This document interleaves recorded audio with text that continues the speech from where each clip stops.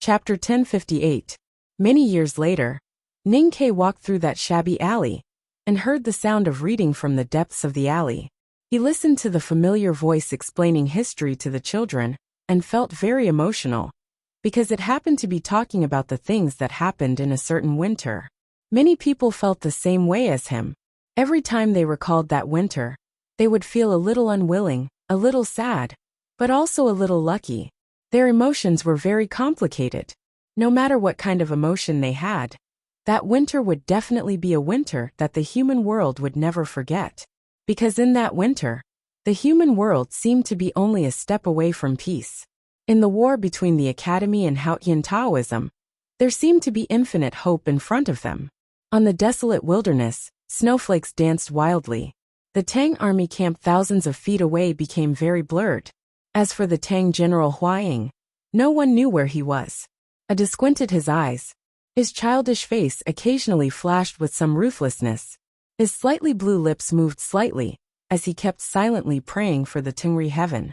He had been waiting for a long time in the wilderness of wind and snow, but he did not make a move. At first, it was because he sensed the destructive arrow intent from thousands of miles away in the south.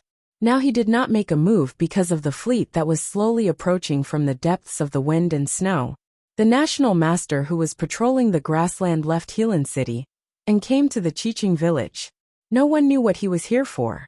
No one dared to disobey him, not even Ade. Although he was a gift from the Tengri heaven to the grassland, he was also a nominal disciple of the national master. The fleet stopped in the snow. The national master's weathered and calm voice tore through the wind and snow and entered Ade's ears. What the Tangs want most is to see us lose our minds.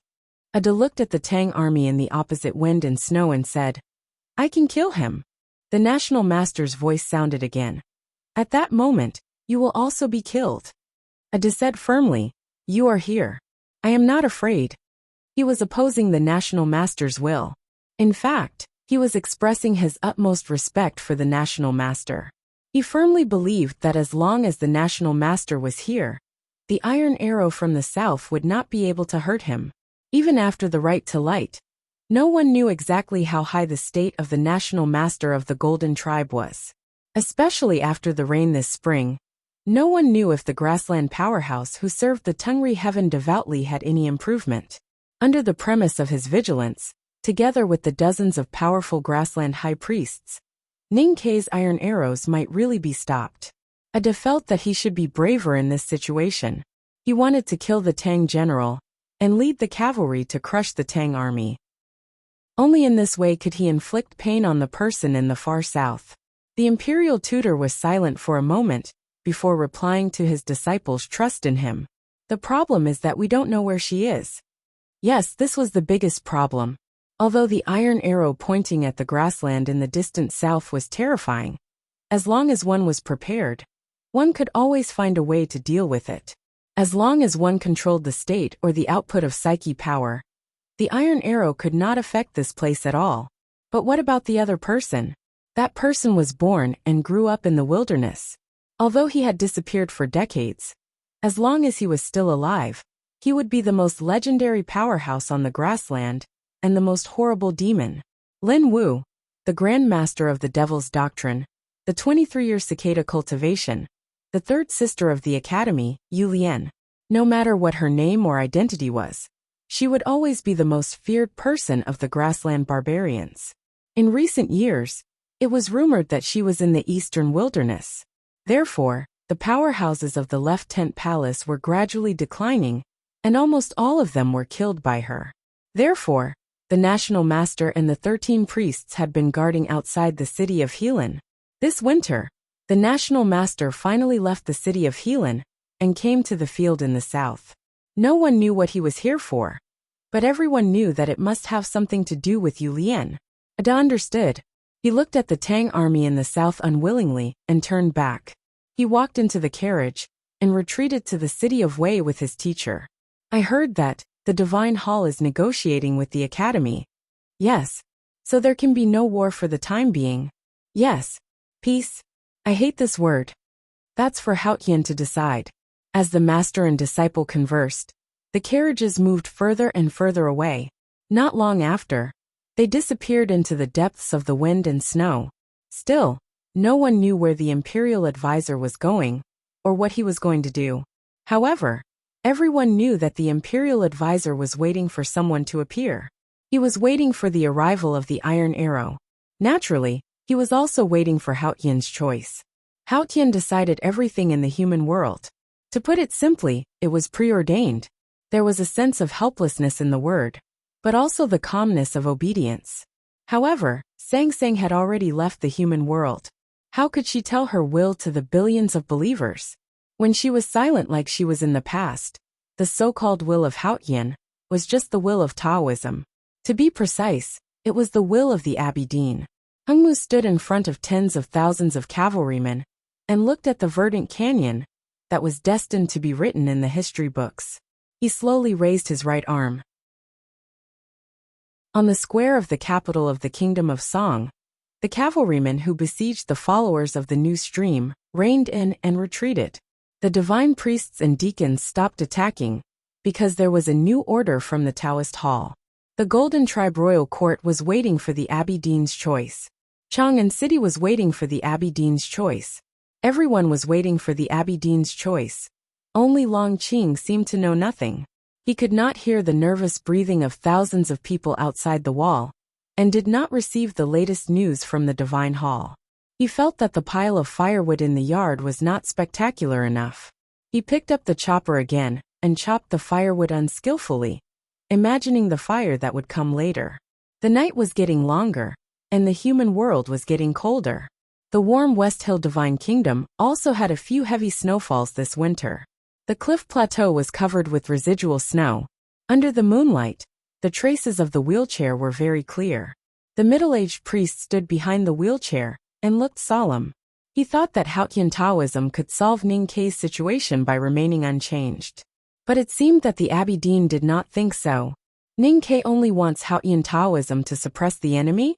But it doesn't make sense. The middle-aged priest looked up at the bright moon in the night sky and thought about the possible battle in the distant Divine Kingdom. He frowned and said, "The headmaster of the academy is getting darker. The longer we delay, the more disadvantageous it will be for the academy." The Abidine sat in the wheelchair and looked at the world under the moonlight. He was calm and silent. The middle-aged priest suddenly understood and said, "So this is what he wants too." It was related to the root of faith. He could only vaguely understand it, but he could not explain it clearly. As he said this, the temperature on the cliff plateau suddenly dropped and the cold wind blew. The bright moon was still in the sky, but snow fell from the clouds somewhere.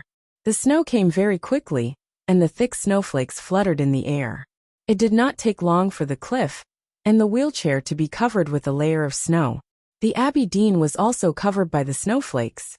The words that came out of his lips suddenly became colder after being soaked by the snowflakes, just like the meaning in his words. He wants to talk to the world. I also want to know what he wants to talk about. Unfortunately, he has been imprisoned in Chang'an for half a year. He thought he understood everything, but he was wrong after all. The Abidine said, "He can't see clearly himself or Yi Hongyu. Most importantly, he can't see clearly what kind of situation the human world is in now." The middle-aged priest said, "He doesn't stand high enough, so he can't see far enough." There was no one in the human world who could stand as high as the Abidine. The middle-aged priest pushed the wheelchair toward the cliff plateau. The wheelchair left 2 deep marks on the snow, which were then broken by new footprints. It was like the fate line of the human world. The story Ning Kei told me was very interesting.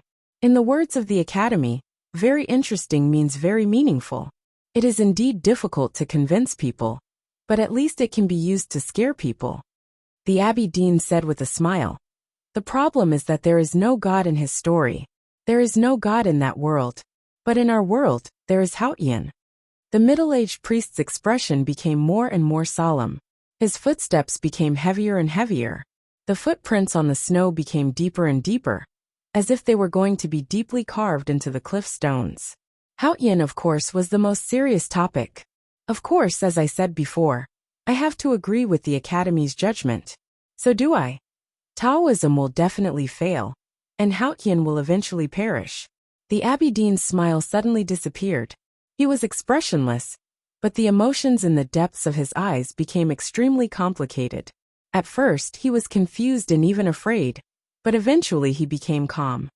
But so what? The master of Haotian Taoism said that Taoism would be destroyed. The most devout believer and the most powerful spokesperson of Haotian said that Haotian would die. If these words were to spread to the human world, what kind of shock and chaos would it bring? But the Abbey Dean had already calmed down after saying these words. He looked at the human world with a smile, without thinking about anything. He looked so quiet and tranquil, as cute as a newborn child. Ningke was right about one thing. Taoism and the academy, the headmaster and I, in a sense, are indeed the same people. We are walking on the same path. And we all have ideas about the human world.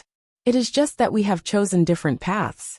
Our views on the future of the world and the future of mankind are different. So the methods we choose and the ultimate goals are also different. Ningke will not agree with the path I choose, so there will be no peace.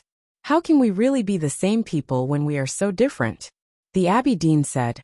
As he said, he did not stand high enough, and did not see far enough. He did not see the most important person, but I did. So the academy has lost. The question that Ningke set for Taoism seemed to be a dilemma, forcing Taoism to remain calm, and there was no solution at all. But for the Abbey Dean, the question was actually very simple. Yi Su's life and Yi Hongyu's departure were not a problem for the Abbey Dean. The Abbey Dean thought that he could just kill the brother and sister. He did not care that Yi Su might become a sage, or how far the new church would spread. He did not care that Yi Hongyu would die or betray the divine hall of judgment, or that the Taoism would be in chaos. He did not care, because everything was predestined. Taoism belonged to Haotian Taoism, and Haotian Taoism. Haotian himself had admitted defeat, so how could her Taoism win? The world outside the cliff was the human world. It was covered with snow, and it was impossible to tell the sky from the ground, as if they had been connected. So what? After all, it is the matter of mankind. If Haotian is dead, then we will find a new one. If Taoism is destroyed, then we will create a new one. That is all. The Abbey Dean said. Chapter 1059. The middle-aged priest looked pale. His tranquil Taoist heart, which could never be shaken by the spring rain and autumn wind, suddenly trembled uncontrollably, and even showed signs of collapse.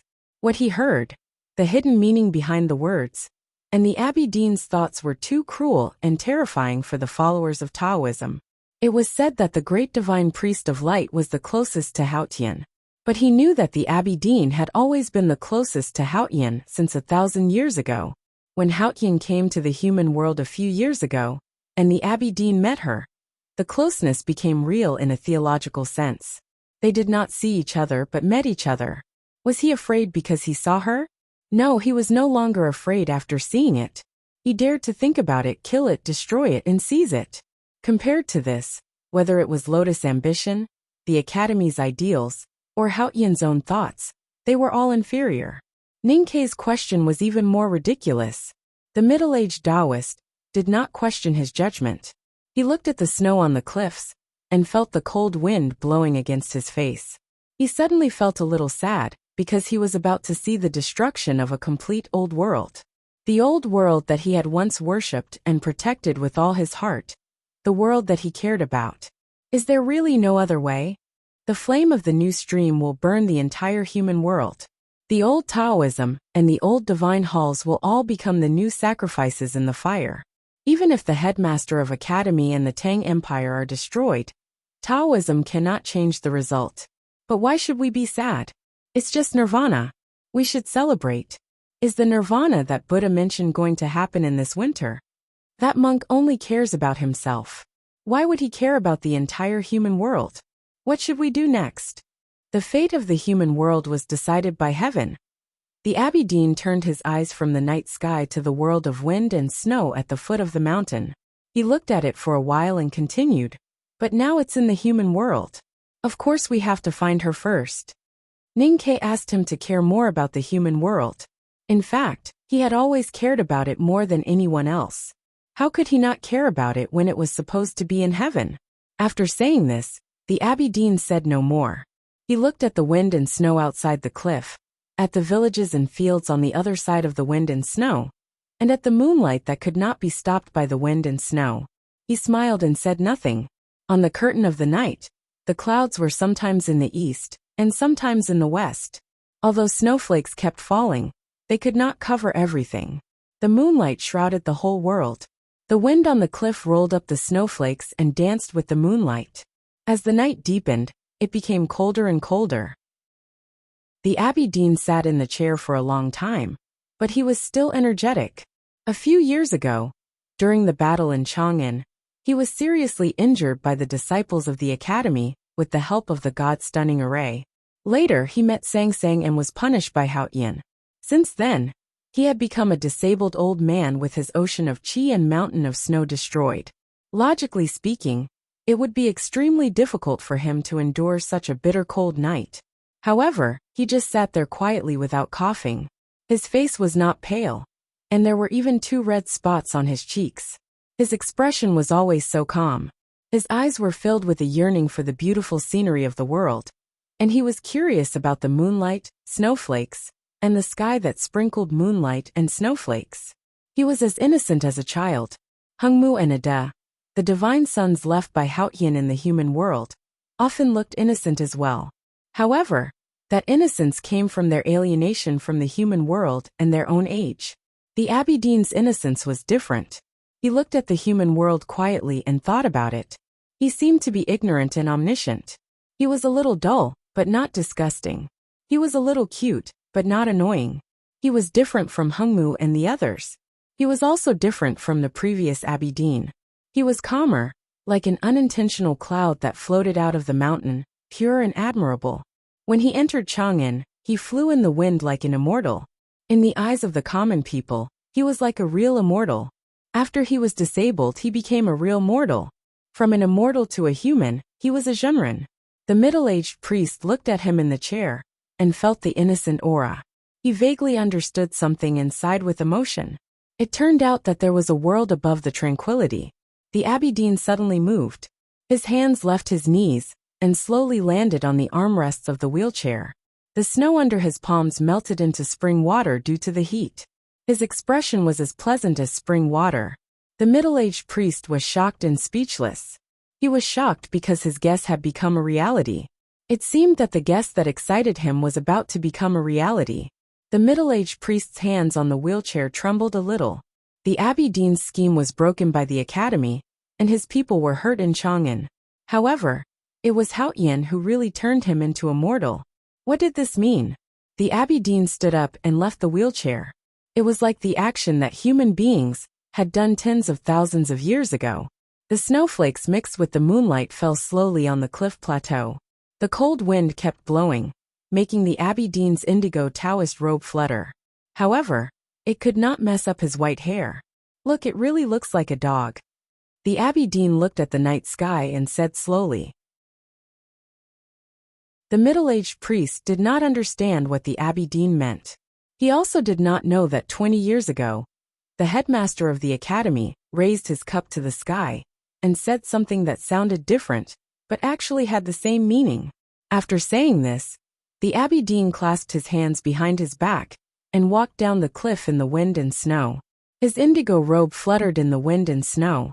In the deep night, he left Peach Mountain and disappeared. Looking at the footprints left by the Abbey Dean, the middle-aged priest was silent. The Abbey Dean had already walked down Peach Mountain. All he could see was his back view, and his heart filled with awe. After a long time, he came to his senses. He looked at the wheelchair and smiled. He pushed the empty wheelchair to the edge of the cliff and pushed it down. The cliff was so high that the sound of falling snow could be heard. Naturally, the sound of the wheelchair falling could not be heard here. No one knew when the Abbey Dean would return to the Peach Mountain. The middle-aged priest quickly calmed down. He was a true powerhouse of Taoism, and he had absolute confidence in the Abbey Dean. Taoism had existed for countless years and had produced many great figures. They had contributed a lot of wisdom to mankind. For thousands of years, the glory of the human world seemed to be concentrated on the headmaster of the academy and the headmaster of the academy. But Taoism was still Taoism, and the Abbey Dean was still the Abbey Dean. The middle-aged priest left the cliff plateau and went to the divine hall of revelation. No one knew what he said to Zhao Nanhai in the divine hall. But then Zhao Nanhai silently followed him to the divine hall of judgment. At that time, the hierarch had already arrived. Looking at the woman wearing the divine robe of judgment on the terrace, the hierarch admired her. She walked to the seat of heavenly black jade in the moonlight and bloomed like a flower of blood. He had always admired her. He had liked her since they were little, but he had to kill her today. The Abbey Dean had decided the life and death of her and her brother. Please give me a real explanation. Sorry, I can't say. Something went wrong when I logged in. I have to go to the village tomorrow, so I have no time to write. I hope everyone has a good time and drink less. Chapter 1060. The 13th of February had to be a very important day. The academy had 2 floors, and there were 13 disciples on the 2nd floor. Ning Ke was the 13th. The coming night was a story about idiots. There were a bunch of idiots in the academy, living happily, living like idiots. This year I wasn't happy. I was just a little idiot. I perfectly fulfilled most of the promises I made to everyone before the new year. I only drank some wine on the 4th day of the new year. Other than that, I didn't touch a drop of alcohol. I didn't go out to play either. I didn't waste my time. However, I couldn't do anything. Since the 5th day of the new year, I basically stayed at home to recuperate. Well, what an indescribable failure. Looking back at the past 6 months, I really had a lot of feelings and annoyances. Tomorrow I would resume updating. I didn't want to be so intermittent anymore. That would be too weak. I couldn't allow myself to be so weak anymore. Because I was strong, and the stories I wrote were very good. I wanted to overwhelm everything. I used the words I wrote many years ago, when I wrote about Ingxio to encourage myself. At the same time, I wanted to encourage everyone. No matter what kind of situation we encounter, we must not be depressed. We can't be depressed. We can only be lush. That is unbridled growth. If I were a fish, I would jump out of the sea. If I were a flower, I would bloom wildly on the other side of the shore. I would bloom everywhere and keep on blooming. I would be an idiot. This was probably what a weirdo meant. I just wanted to be that weirdo. If you pluck me and stick me in cow dung, will you thank me when I see the end? I don't think I will thank you. I thank you all. See you tomorrow. Chapter 1061. Yi Hongyu's calm voice was heard in the dim divine hall of judgment. She looked at Hierarch Xiong Chumo and slowly lifted her right hand from the seat of heavenly black jade. Just like a ship leaving a southern port. Then let's do it. There was no fear in her beautiful eyes. Her calm emotions revealed a strong self-confidence and an indomitable determination. Even this hopeless battle could not make her feel any despair. The hierarch, Zhao Nanhai, and the middle-aged priest stood at 3 different corners of the hall, looking at her in silence. Such a powerful team had no reason to doubt themselves. Even if the woman beside the seat of heavenly black jade was Yu Lian, they were confident that they could take her down. But they still had to be cautious, because tonight their opponent was the youngest great divine priest of judgment in the history of the divine halls of West Hill. She was probably the best fighter in the Peach Mountain in the past 1,000 years. She would not win, but she would not lose so easily. Yi Hongyu's hand left the seat of heavenly black jade. The dim light in the hall changed as if thousands of rays of light were picked up by her fingers like a spider web. The moonlight and starlight outside the hall refracted beautifully. The space in the hall was about half the height of a person, and there seemed to be an ocean of stars. She stood quietly in the starlight, as holy and beautiful as a virgin in the divine kingdom. As her hand moved, the ocean of stars gradually floated up. The moonlight and starlight refracted more and more intensely. Finally, they arched and formed a geometric shape of light. It was a combination of sharp lines. It was a sword. She held a sword made of light. The surface of the sword was as smooth as clear lake water. The surface of the sword reflected the blood-red robe of judgment, as if there was a red fish swimming in it. It was an illusory sword, but it was real. It was her Taoist sword. Outside the hall, a gust of wind blew. The snowflakes danced in the air, making the moonlight and starlight restless. The wind poured into the hall through the balcony and touched the sword in her hand, waking up the red fish in the sword. Yi Hongyu woke up. Her clothes were the first thing that woke her up. The blood-red divine robe of judgment trembled slightly, like a red flower in the morning that had absorbed too much dew. The red flower trembled slightly. She appeared in front of Zhao Nanhai dozens of feet away. Her first attack was on Zhao Nanhai. Maybe it was because the great divine priest from the South Sea was the weakest among the three. Zhao Nanhai was at the peak of the knowing destiny state, but he was still relatively weak. This fact could only make people feel even more hopeless. Tonight's battle in the Divine Hall of Judgment was a real battle between the strongest. For her, it was a losing battle. But she still wanted to give it a try, because she was not used to giving up before the battle was over. Just like what she had told Ning Ke many years ago. Since they were going to fight, they had to win. Yi Hongyu floated in the sea of stars like a bloody flower. She did not think of anything but victory. She was so focused that it was terrifying. Her picturesque eyes were like mountains and rivers. Her black hair was like a waterfall, and she wore a divine crown that was as heavy as mountains and rivers. As the great divine priest of judgment, she carried the mountains and rivers with her. A green mountain and a stream of water came from the night sky. Even with Zhao Nanhai's cultivation base and Taoist heart, he could not help but feel shocked. Zhao Nanhai wanted to evade, but his feet were rooted to the smooth floor of the Taoist hall like they were made of iron. He was very calm and knew that he could not evade. He could not even think about it. Yi Hongyu chose him to evade for a moment. Zhao Nanhai could not evade or retreat, because if he did, he would leave an escape route for Yi Hongyu. Tonight was a battle between the strongest cultivators of Haotian Taoism. They could not afford to leave an escape route. They could not leave an escape route. They could not leave an escape route, not only for the enemy but also for themselves. Looking at the mountains and rivers falling from the night sky, and the beautiful woman in the painting of mountains and rivers, Zhao Nanhai's expression became extremely determined. His Taoist robe was set ablaze in the cold wind. He was the current great divine priest of the South Sea. He had inherited the legacy of the great divine priest of light from 600 years ago. He had cultivated the most profound West Hill divine skills and was burning the purest Haotian divine flame. He burned himself and turned himself into a candle, illuminating the dark Taoist hall. Yi Hongyu came in front of him and entered the world of light. She held the virtual sword made of light and looked calm. She did not stab out. Her divine robe fluttered and looked a little pale under the light. She entered the world of light just like a vermilion bird, diving into the forest without hesitation. The world of light and the burning forest were filled with horrible killing intent. Would the vermilion bird's feathers be burnt? Would the flower of blood bloom? Yi Hongyu looked indifferent. She did not care because she was also burning. Endless Haotian divine flame gushed out from her body and penetrated the bloody divine robe of judgment. It broke through Zhao Nanhai's Haotian divine flame and swept across the forest. The forest was burning.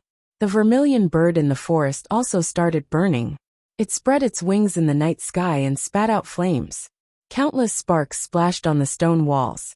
The petals of the flower of blood turned into transparent flames. It was chilling and horrible. West Hill Divine Skills against West Hill Divine Skills.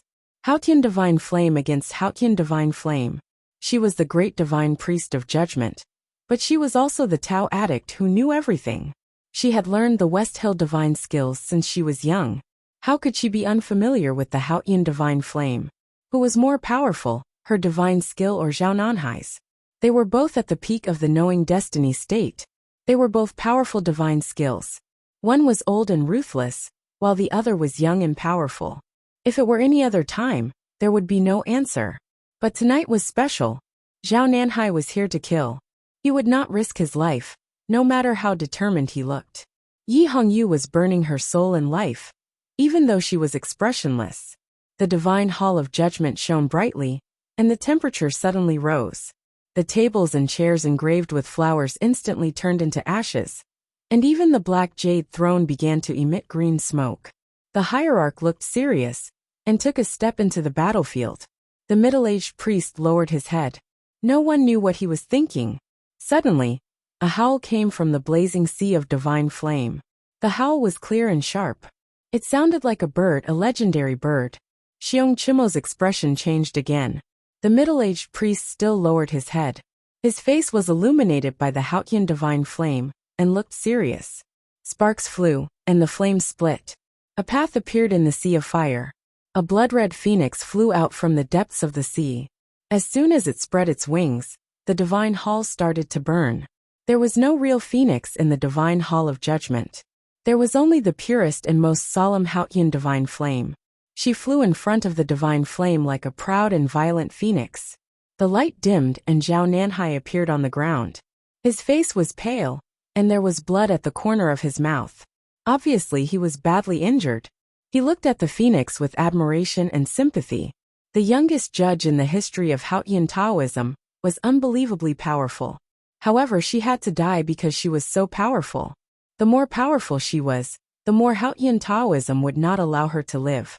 Zhao Nanhai was defeated and injured in this contest of divine skills. But Yi Hongyu did not achieve her goal. Zhao Nanhai did not step aside, and she was still in the battlefield. She did not defeat Zhao Nanhai, the weakest one at the beginning. It was a pity that she could not leave, but there was no sign of regret on her face. Or maybe it was because Zhao Nanhai was not her real target. The fire of Haotian's divine flame that burned the stone walls made her graceful body heat up a little. Or maybe it was just a warm-up. Under the cover of the raging sacred flame, she came to Xiong Chimo at an incredible speed in the hall and in the chaos of light. Or maybe this was her goal. In the deepest part of her eyes, there were countless stars vanishing. It was hard to see what she was thinking. Her right hand holding the sword was hidden in the blood-red gown of judgment. It was hard to see if it was stiff or not. She was holding a virtual sword in her hand, which was also her natal Taoist sword. She did not use her sword when fighting against Zhao Nanhai. Now that she was here, would she use her sword or not? The next moment, her sword was still in the scabbard. The sword and the scabbard were both fake and real. The next moment, the scabbard was gone, and the sword appeared in front of her. She used her sword. An extremely sharp sword style was generated in the bright Taoist temple. It tore the air in the temple. The sword style that stood at the peak of the 5 states was about to tear the space apart. Her sudden and decisive turn in the air was unimaginably fast. This sword will was even faster. Even Liu Bai and Jun Mo at their peak could only be as fast as this. In front of the sword intent, if it was any other expert, they would probably be cut into 2 by the sword. But the one she was going to kill was the master of the divine halls of West Hill. It was difficult. Xiong Chimo looked serious. His pupils shrunk to the size of black beans. He had been prepared since she left the sea of fire. When the sword style came to him, he had already reached his hands into the night sky. The night sky was dark. There was no light. But the divine kingdom was right there. Facing a dangerous enemy like Yi Hongyu, Xiong Chimo did not hesitate to use his strongest move. It was also the key to victory. An extremely powerful force, a force that didn't belong to the human world, came from the depths of the night sky, from the divine kingdom, across tens of thousands of miles, through countless clouds and mountains, and poured into his body. Tianqi, Yi Hongyu's sword was already at the peak of the 5 states. It was only a hair's breadth away from the sky. But Xiong Chimo's state had surpassed the 5 states. It came from the sky. Even if it was only a hair's breadth away, it was still a distance that was hard to cross. Xiong Chimo's thin and short body suddenly became extremely mighty and huge, like a heavenly god. In his body, there seemed to be an endless amount of power surging and boiling. He reached out his right palm and slapped at Yi Hongyu. The childlike palm swayed like a cattail leaf fan in the process of breaking the wind. The huge fan-like palm grabbed the throat of the fire phoenix. In the dazzling white divine light, the fire phoenix screeched shrilly. Although it was difficult to write, it was a very good start. Happy holidays and interesting life. See you tomorrow.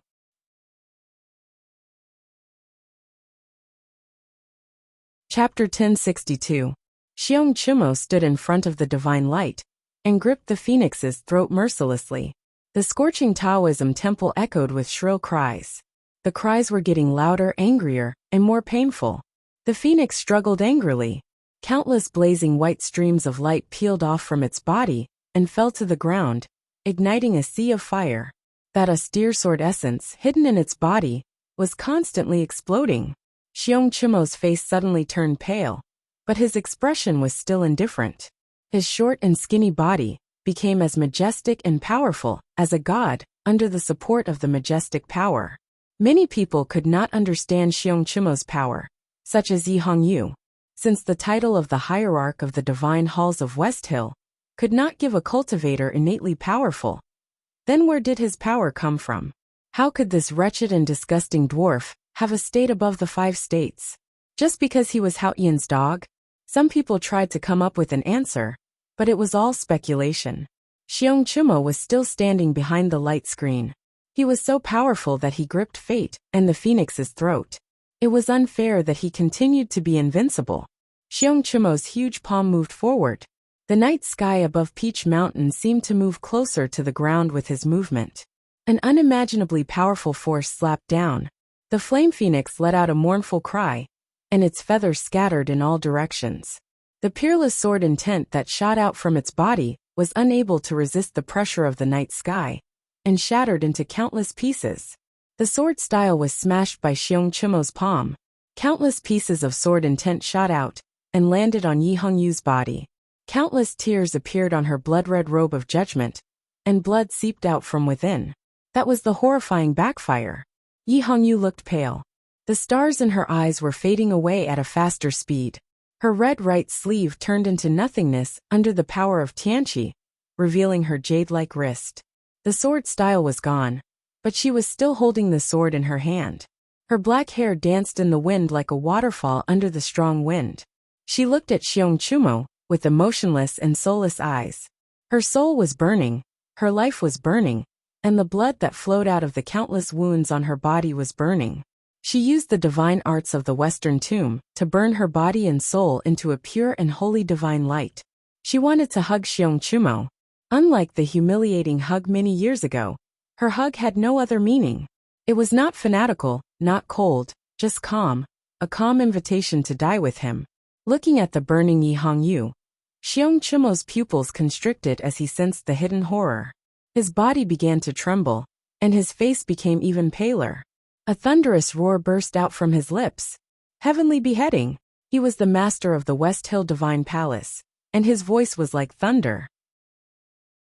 In the middle of the night on the Peach Mountain, thunder boomed through the peaks and valleys, waking up the hibernating creatures under the earth, and startling the thick clouds that no longer squeezed out snowflakes. Then it arrived at the unknown divine kingdom in the depths of the night. The night sky slowly pressed down on the ground. The overwhelming and unstoppable power in the divine hall of judgment became clearer and more direct. Xiong Chimo's palm finally broke Yi Hongyu's remaining sword style, and the holy flame. His palm landed on her shoulder and pressed on her. There was a muffled sound. The cloth on Yi Hongyu's right shoulder was torn to shreds, revealing her bare skin. Her shoulder still exuded a fresh fragrance amidst the blazing flames and terrifying power. Her bare shoulders were a perfect contrast between holiness and terror. It was very alluring. Xiong Chimo's palm landed on her shoulder. In an instant he recalled a lot of things. His eyes changed slightly, and his pupils became deeper like a bean. Like a bean oil lamp, he felt a bit gloomy, satisfied, greedy and regretful. She died as soon as the palm landed. Even if she was Yi Hongyu, she would definitely die after being hit by Hao Yan's power. The only thing that puzzled Xiong Chimo was that her eyes were still so indifferent. Could she be so obsessed with cultivation that she could ignore life and death? The next moment, Xiong Chimo realized why Yi Hongyu was so calm. Because she would not let his palm fall on her body as easily as he did years ago.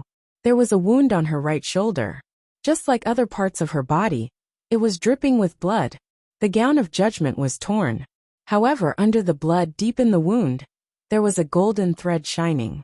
This golden thread was the biggest difference between her and ordinary cultivators.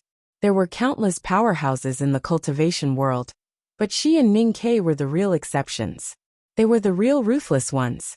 She was obsessed with cultivation. She was not crazy enough to ignore life and death, but she was crazy enough to turn her body into a sword. That was her real Taoist sword. The gown of judgment was torn. The scabbard was cracked. The sword was officially unsheathed. The golden thread bounced up and danced gracefully. It landed on Xiong Chimo's palm softly. Compared to the giant palm, the golden thread was softer than the thinnest barnyard grass in autumn. But it was her natal life. It was tougher than the sharpest sword, unbreakable and indestructible.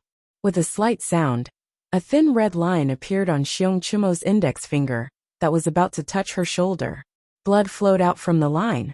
Then the white bone was broken. Xiong Chimo's index finger fell off the branch like a ripe fruit. Xiong Chimo's face turned extremely pale. There was endless pain in the depths of his eyes. His thin face was filled with endless anger. Then he became calm again. He kept pressing his palm down expressionlessly. Even if all his fingers were broken and his entire palm fell off, he would still slap Yi Hongyu to death. Because this was the best chance. However, Yi Hongyu would not give him another chance. Yi Hongyu closed her eyes. Then she withdrew all her sword style. The torn gown of judgment rolled up like a withered leaf and wrapped her body. Not a single trace of sword style leaked out. Even her vitality was gone. Just a moment ago, she was like a sword, but now, she had turned into an ignorant and stubborn rock. Just like the moss-covered stones at the bottom of the Ming Lake outside the front gate of the Devil's Doctrine many years ago. There were 2 sword marks on those stones. Many years ago, those marks were made by Kahaoren. Later, some new marks were made by her. Now she turned herself into those stones. The wounds on her body were the same as the sword marks. What was she trying to do? There was no time to think or analyze. Xiong Chimo's palm finally fell on her shoulder. With a loud crack, her shoulder bones were all broken and blood gushed out. Xiong Chimo was confused. Zhao Nanhai was confused. They did not know why she would rather be seriously injured than to take the blow. At that moment, the middle-aged Taoist at the other end of the temple raised his head and took a look. She was like a real stone that was hit by the power from the sky. Speed was determined by power. She took the power that no one had ever taken before. Therefore, she could move at an unimaginable speed. Except for the distanceless state, there was no one else in the world that could move at such a speed. She flew in the divine hall of judgment. The torn gown of judgment left a series of shadows. The friction with the air caused the gown to burn. The stones turned into meteorites with a fiery tail. Or it was another form of the fire phoenix. Ever since he entered the divine hall of judgment, the middle-aged priest had been silent with his head lowered. Until now he finally looked up. He looked up at the sea of divine light, the figure in the light, the meteorite that was about to hit him, and the silent fire phoenix. He finally understood what she was going to do. Yi Hongyu's target was him from the very beginning.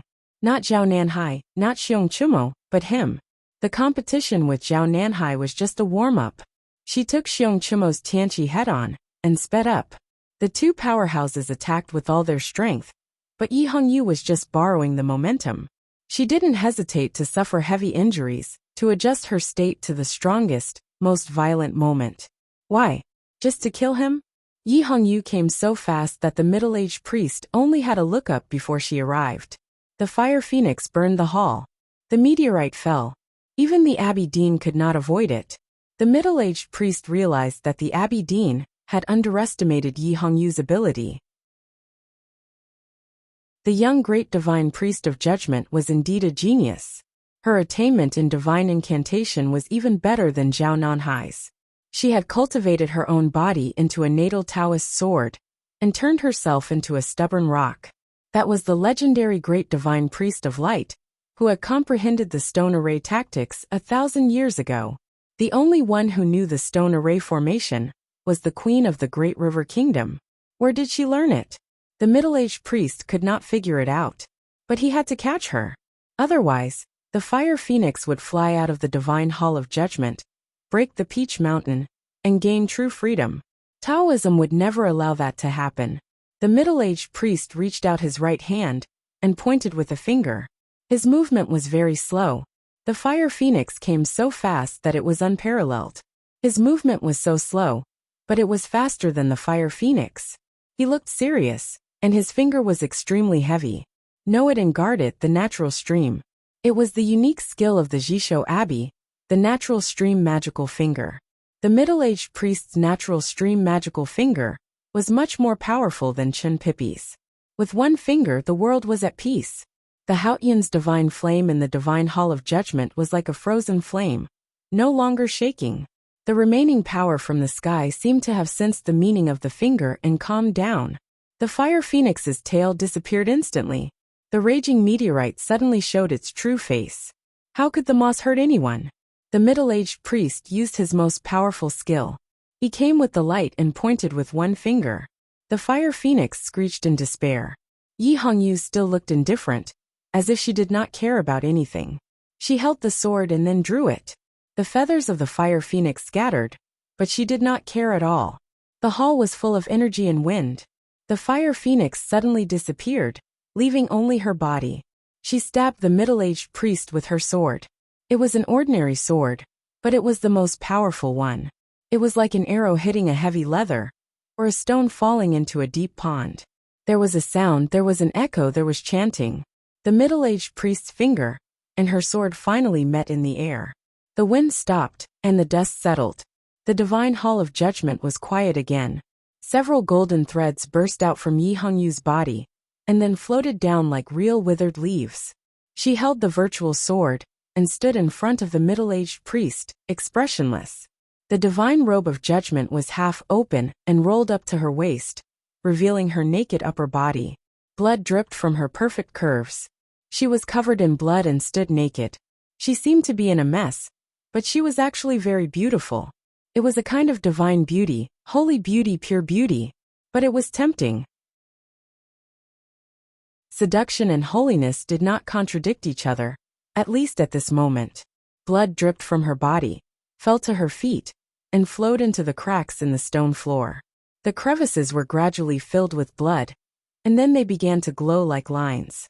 In the sea of blood there was light. When the light shone, it was a confinement.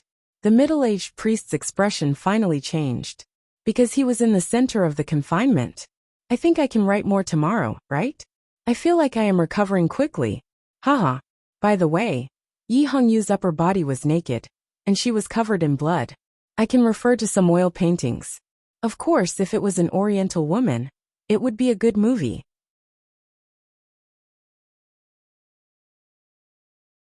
Chapter 1063. In tonight's battle, Yi Hongyu would first fight Zhao Nanhai, then the hierarch, and finally the middle-aged priest. It was an arrogant choice, even if she was the arrogant Yi Hongyu, because the three of them were too powerful, so powerful that she had no confidence to defeat any one of them. Her arrogance seemed ridiculous and hopeless. But what kind of person was Yi Hongyu? How could she do such a ridiculous thing? She did not know the meaning of hopelessness. Then what was the purpose of her 3 consecutive attacks? Yes, from the beginning until now, her goal had never changed. She had never thought of running away. She had never thought of leaving the divine hall of judgment.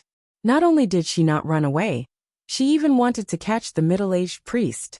She wanted to exchange the middle-aged priest's life for another one. Undoubtedly, it was an arrogant idea, or even a gamble. But she did it, because she did not care about her own life. Because she wanted that life. Because she had the confinement. She did not have the right time for tonight's battle, because Haotian had abandoned her. She did not have the right people, because the Abbey Dean had abandoned her. But she had the geographical advantage. The geographical advantage was where her feet were standing. She was standing on a smooth stone floor. She was in the divine hall of judgment. She was the divine hall of judgment. Tonight, she turned the solemn divine hall into a confinement. The confinement was no longer the most powerful Taoism in the divine hall of judgment. It had become a real prison. The former great divine priest of judgment had used the confinement to lock the former great divine priest of light for over a decade. Tonight, she was going to imprison the middle-aged Taoist and suppress him. The middle-aged priest looked solemn. The natural stream magical finger disappeared. He waved his sleeves, and the purest and most authentic Taoism Xingong fell on the light screen. The light screen rose from the ground, stained with blood, It was the confinement itself. His sleeves were like hammers, smashing the air above the divine hall of judgment. But the light screen was not shaken at all. Seeing this, the middle-aged Taoist's expression became even more solemn. Zhao Nanhai and the hierarch looked even more terrible. They rushed over. They finally understood Yi Hongyu's plan. Naturally, they could not let her have her way. They had to break the confinement before it was formed. If she really locked the middle-aged priest in the confinement, the outcome of the night would be unpredictable. Xiong Chumo's chest and abdomen sunk in. Thunders came out slowly. The majestic force came from the sky and landed on him. Then it went out along with the thunders and bombarded the confinement. Zhao Nanhai followed closely behind. His expression was solemn, and his palms were soft and gentle. Haotian's divine flame once again burned fiercely, as if it was trying to melt the confinement formation at the bottom of the hall. Naturally, the middle-aged Taoist in the confinement formation would not wait to be killed. He looked at the night sky with a solemn expression. His hands that had retracted the natural stream magical finger changed into several shapes in front of him, fluttering like butterflies. 3 unimaginably powerful forces appeared in 3 different forms and landed on Yi Hongyu's body and the confinement array almost at the same time. Countless beams of light came and instantly lit up every corner of the divine hall of judgment. The confinement array was clearly illuminated. It was as if there were countless suns in the dark hall. When the light was at its peak, it was darkness that blinded everyone.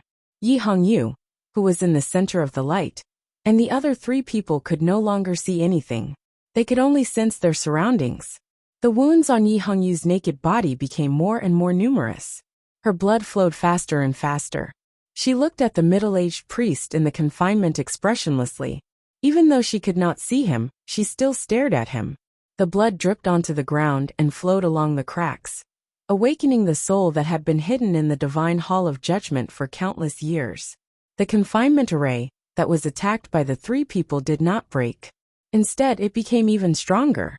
At a certain moment, a solemn shout seemed to ring out from the depths of the extremely bright light. The confinement array was finally formed. She finally succeeded in turning the divine hall of judgment into the confinement. She trapped the most powerful enemy and protected herself. Perhaps it was a kind of self-confinement, but she was willing to do it. At that moment, the middle-aged priest stopped the butterfly sans hoe and slowly raised his head. The light dimmed, and he saw Yi Hongyu, who was covered in blood. Then 2 streams of blood flowed out from his eyes. In an instant, he was severely injured under the suppression of the confinement array. But he was still calm. So was Yi Hongyu. Her upper body was bare, and her beautiful curves were completely exposed to the night sky, to the moon and stars in the night sky, and to the people in the night hall. But her expression was very calm. She let go of the hilt of her sword. Since the beginning, she had used her Taoist sword twice, and failed to hurt Xiong Chumo and the middle-aged priest. But now, she did not need to use her sword anymore. Xiong Chumo and Zhao Nanhai stopped. Because the confinement array was formed, she could kill the middle-aged priest with a single thought. The middle-aged priest looked at Yi Hongyu quietly through the screen of light. He was silent for a long time. His expression was mixed with admiration, solemnity and pity. "It's meaningless," he said. Yi Hongyu said, "Xiong Chumo and Zhao Nanhai are just 2 dogs. It's meaningless to take their lives. But uncle, you are different. The Abbey Dean wants you alive." The middle-aged priest looked at her and said with pity, "Even so, it's too late now. Long Qing should have taken action in the Kingdom of Song. Even if the Abbey Dean wants me alive, it's meaningless." Hearing this, Yi Hongyu was silent. "And you can't trap me." The middle-aged priest put his hand into his chest and sighed. "So it's meaningless." Yi Hongyu looked at his hand and raised her eyebrows. She said, "You can't break the confinement." When Wei Guangming betrayed Peach Mountain, he said, "I have a bright heart. How can the confinement trap me? I'm not as powerful as the Elder of Light. Your confinement is more powerful than the previous one, but it still can't trap me." When the middle-aged priest's hand reappeared, there was a book in his hand. No one knew what the book was made of. It was not crushed by the collision of auras in such a horrifying battle. It was hard to tell if it was new or old, but it gave off a mysterious aura. Looking at the book in his hand, the middle-aged priest hesitated and felt regretful. Yi Hongyu vaguely guessed the origin of the book. Her expression changed suddenly. After staying in the confinement for a long time, I returned to nature. The middle-aged priest finally made up his mind and recited slowly. As he recited, the book in his hand slowly turned to a page. The first page of the book was flipped open, and the page was instantly burned to ashes. A tremendous power, which was very similar to the power of Tian Qi, burst out from the disappearing page and bombarded the confinement formation. However, it was even more real than Tian Qi's. With a loud bang, the confinement trembled slightly. Looking at the scene and sensing the magical power in the book, Yi Hongyu knew that her guess was right. Her expression changed and she said coldly, "How dare you use the tomes of arcane as a weapon?"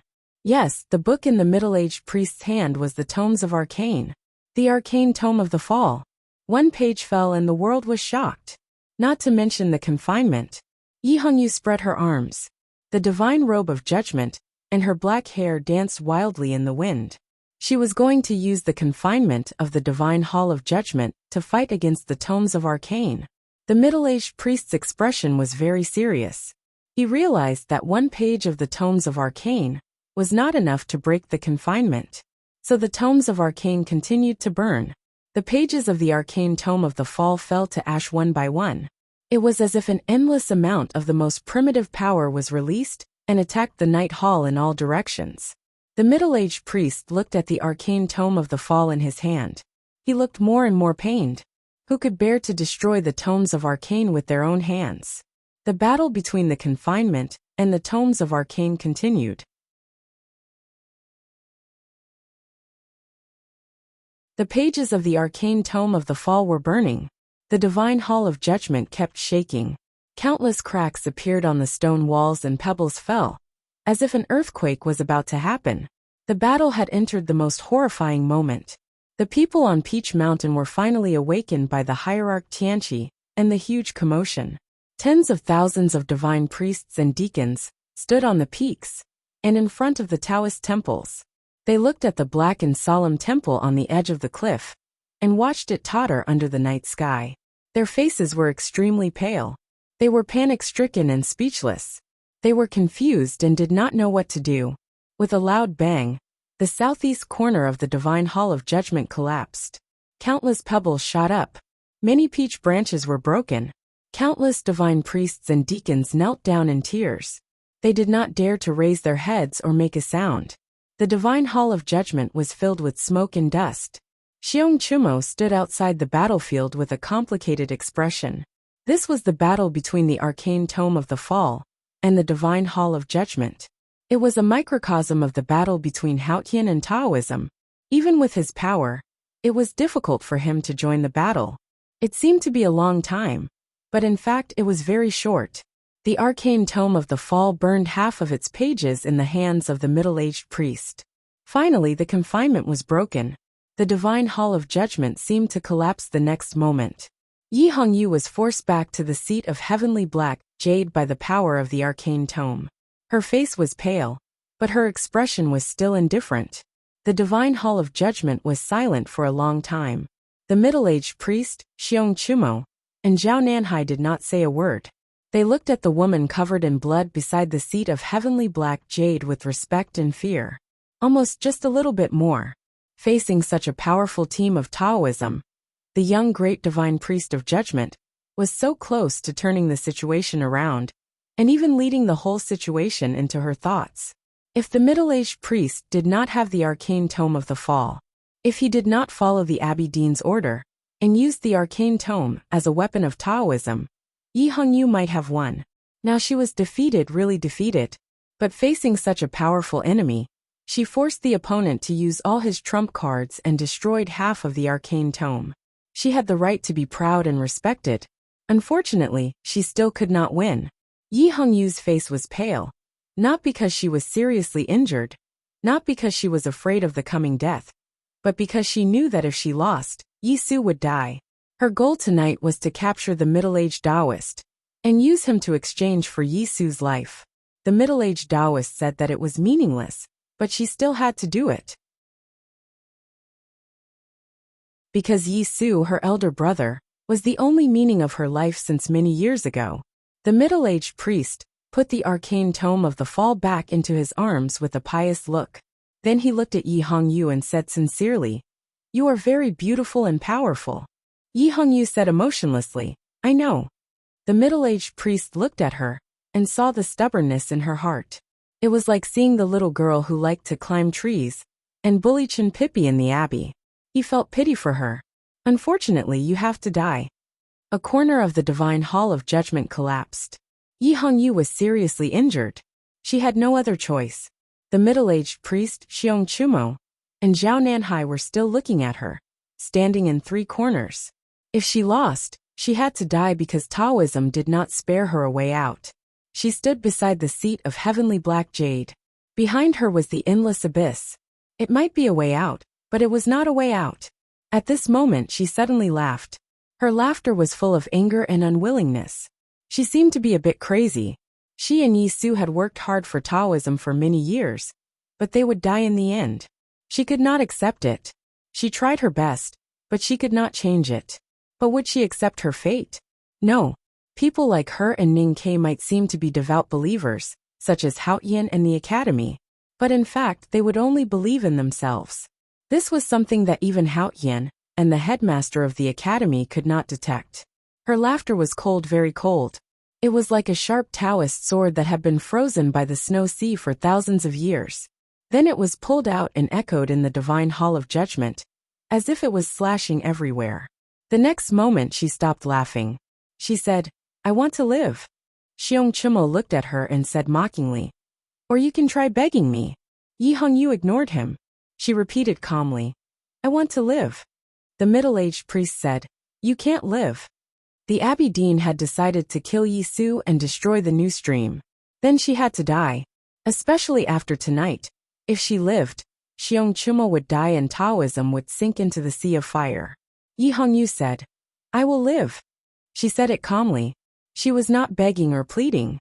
She was just informing the Abbey Dean. She told the powerful people and the Abbey Dean that she would live as long as she wanted. Fresh blood flowed on her naked body, flowing through her exquisite collarbone, wonderful breasts, and into her charming navel. It was as if she had walked through a life without regrets on her perfect body. "I didn't leave because I wanted to do something. But now it seems that I failed. Yi Su will probably die. So I will leave. Do you think you can stop me?" She looked at the middle-aged priest and said indifferently, "Half of the arcane tome is not enough to kill me." The middle-aged priest frowned. He felt something was wrong. Xiong Chumo looked at her and asked, "How can you leave?" He pointed at the cliff behind her and said mockingly, "Ning Ke and Hao Yan jumped down. Or do you want to jump down? Do you think you can survive?" The cliff of Peach Mountain was so high that it reached the clouds. The most terrifying thing was the tactical array hidden inside, and the unimaginable dangers at the bottom of the abyss. Even Wei Guangming did not dare to think about leaving like this. Ning Ke didn't die because Hao Yan jumped down with him. No matter how powerful Yi Hongyu was, she was not Hao Yan. If she jumped down from here, she would definitely die. It was quiet in the divine hall of judgment. The snow on the terrace reflected the moon. It was beautiful. Yi Hongyu looked at Xiong Chumo and smiled. She turned to the terrace. Blood flowed all the way. The snow melted when it touched the blood on her bare feet. She came to the terrace and leaned against the railing for a while. Then she jumped down.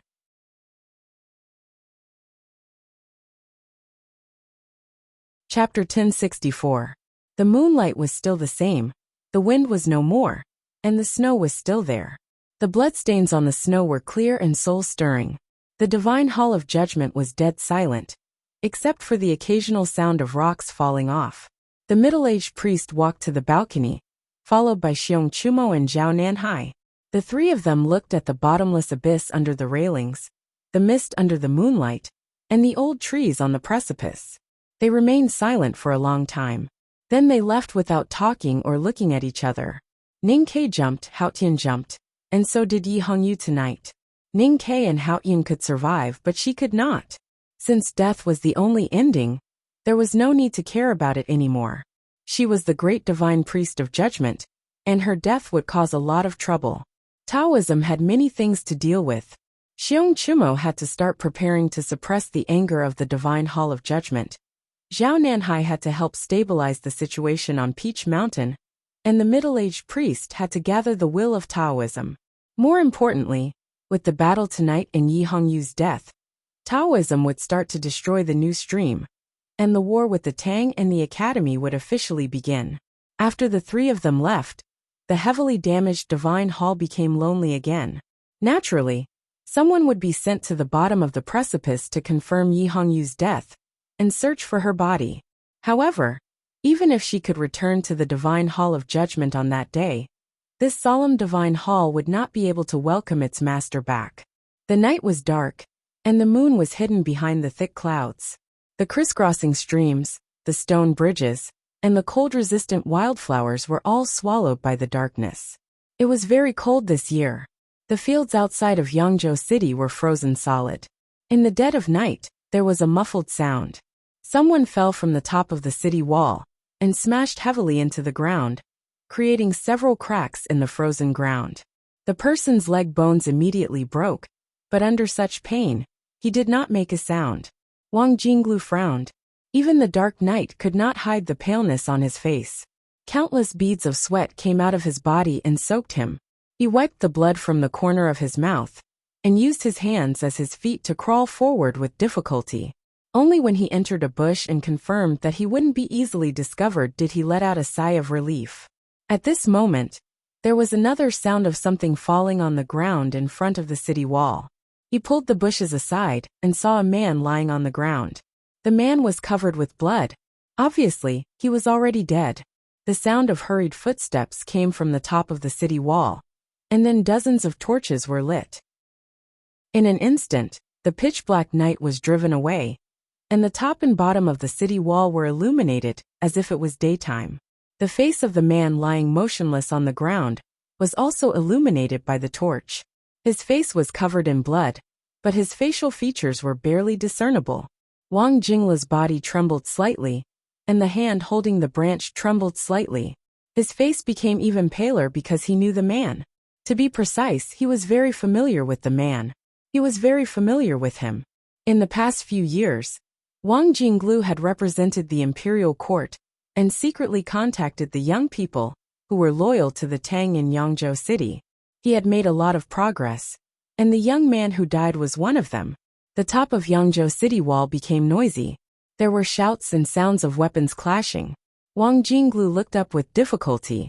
He knew that the young people who were loyal to Chang and were being chased by the powerhouses of the Divine Hall. He clenched his fists tighter, but he could not do anything. He could not help but feel hopeless. More people fell, crashing heavily into the frozen field. Mud and blood splattered everywhere.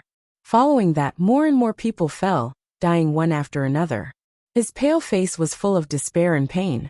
His eyes were full of regret. He regretted not realizing that his plan had been completely grasped by the Divine Hall. He regretted not predicting the Divine Hall's sudden attack. He regretted letting these young people die. The people who died tonight were his helpers and the warlords. They were all young people from Qinghe County. In Ning Kei's words, they were the real hope. However, no matter how tough the young people's bones were, they were still broken. Wang Jingla's eyes turned red. He bit his lips and began to bleed. He stared at the cavalrymen of the Divine Hall, at the top of Yangzhou City Wall. He looked at the figures illuminated by the torches. His body trembled in pain. He was like a wounded stray dog, but he did not dare to mourn. He turned around and crawled on the ground like a dog. He crawled into the deepest part of the night. He bled as he crawled.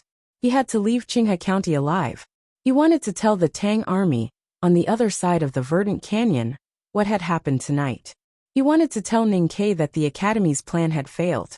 He wanted to tell Chang, and that the war had begun. Ning Kei did not expect that the West Hill Divine Palace would suddenly make a move under such circumstances. Their cause and the young people of Qinghe County had suffered unimaginable losses. But I will be back. On the day I return, the iron hooves will trample this difficult and cold field. Torches will be placed all over the manors by the Fuchin River. The souls of the young people who died will receive the grandest sacrifice. Wang Jinglu crawled into the dark night, away from the light of the torches in Yangzhou City. Snow suddenly fell, and fell on the dead young people. It also fell on him, who was like a dog. The straightest street in Yangzhou City was brightly illuminated by the lights. The sacred sedan moved slowly in the middle of the street. A dozen handmaidens beside the sedan kept sprinkling flower petals into the night sky. The flower petals mixed with the falling snow and fell together, pure and holy. The wind blew and lifted the veil in front of the sedan, revealing Hengmu Liren's childish face. Thousands of people of Yangzhou knelt down on both sides of the street. The leaders of the warlords of Qinghe County also knelt on the ground. No one dared to look at his face. Tonight in the city of Yangzhou, people were killed everywhere. Blood poured into the cracks of the flagstones and flowed into the clear Fuchin River. It was the bloodiest night since the rebellion years ago. Many young people who were loyal to Chang'an died tonight. As for those who were not discovered by the divine halls, they would be much quieter after witnessing such a bloody scene. Hengmu Liren only attacked once tonight. A dozen powerful figures from the Imperial Center administration of the Tang were all killed. His hands were stained with blood. His will even made Qinghe County bleed. But his expression was still so calm, naive and delightful. He was not the great divine priest of West Hill, but he was as powerful and dignified as the great divine priest of West Hill. He was the gift from Haotian to the human world. He considered himself as the spokesperson of Haotian. He sat in the sacred sedan and moved forward slowly in the scattered flowers and snow. He enjoyed the respect and love of mortals. He liked this feeling very much. The war with the Tang Empire had finally begun. Could Ning Ke still sit in Chang'an City peacefully? Ning Ke, when will you come out? When will you come to see me? Please come and fight with me. Please come and be killed by me. The light from the fire illuminated the night snow, making it look like white powder, like willow catkins in spring. Hengmu Liren looked through the wind and snow, across the verdant canyon, and fell on Chang'an. He smiled and thought to himself. The central plains were covered with snow. The Peach Mountain and the city of Yangzhou were all covered with thin or thick snow. Soon the song would have a snowfall as well, which would be remembered in history. But before that, the snow suddenly stopped on the grassland. The clouds dispersed and the snow disappeared, revealing the bright moon. To the north of the city of Wei, thousands of tents were being dismantled. Countless livestock were being driven away. The warriors of the Golden Tribe Royal Court were saddling their horses. Tens of thousands of elite cavalrymen were about to set off. It was a magnificent scene, but no sound could be heard. Except for the livestock's restless cries, the atmosphere was depressing.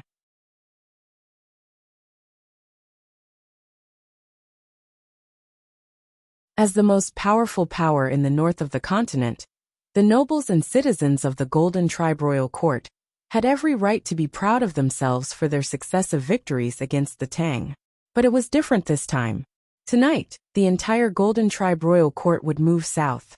Moving south meant invading south. It meant that the final battle was about to begin.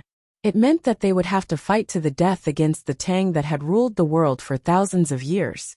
Even the proudest warriors of the Golden Tribe started to feel nervous. The first to leave the city of Wei was an ordinary-looking motorcade. It consisted of more than a dozen large carriages.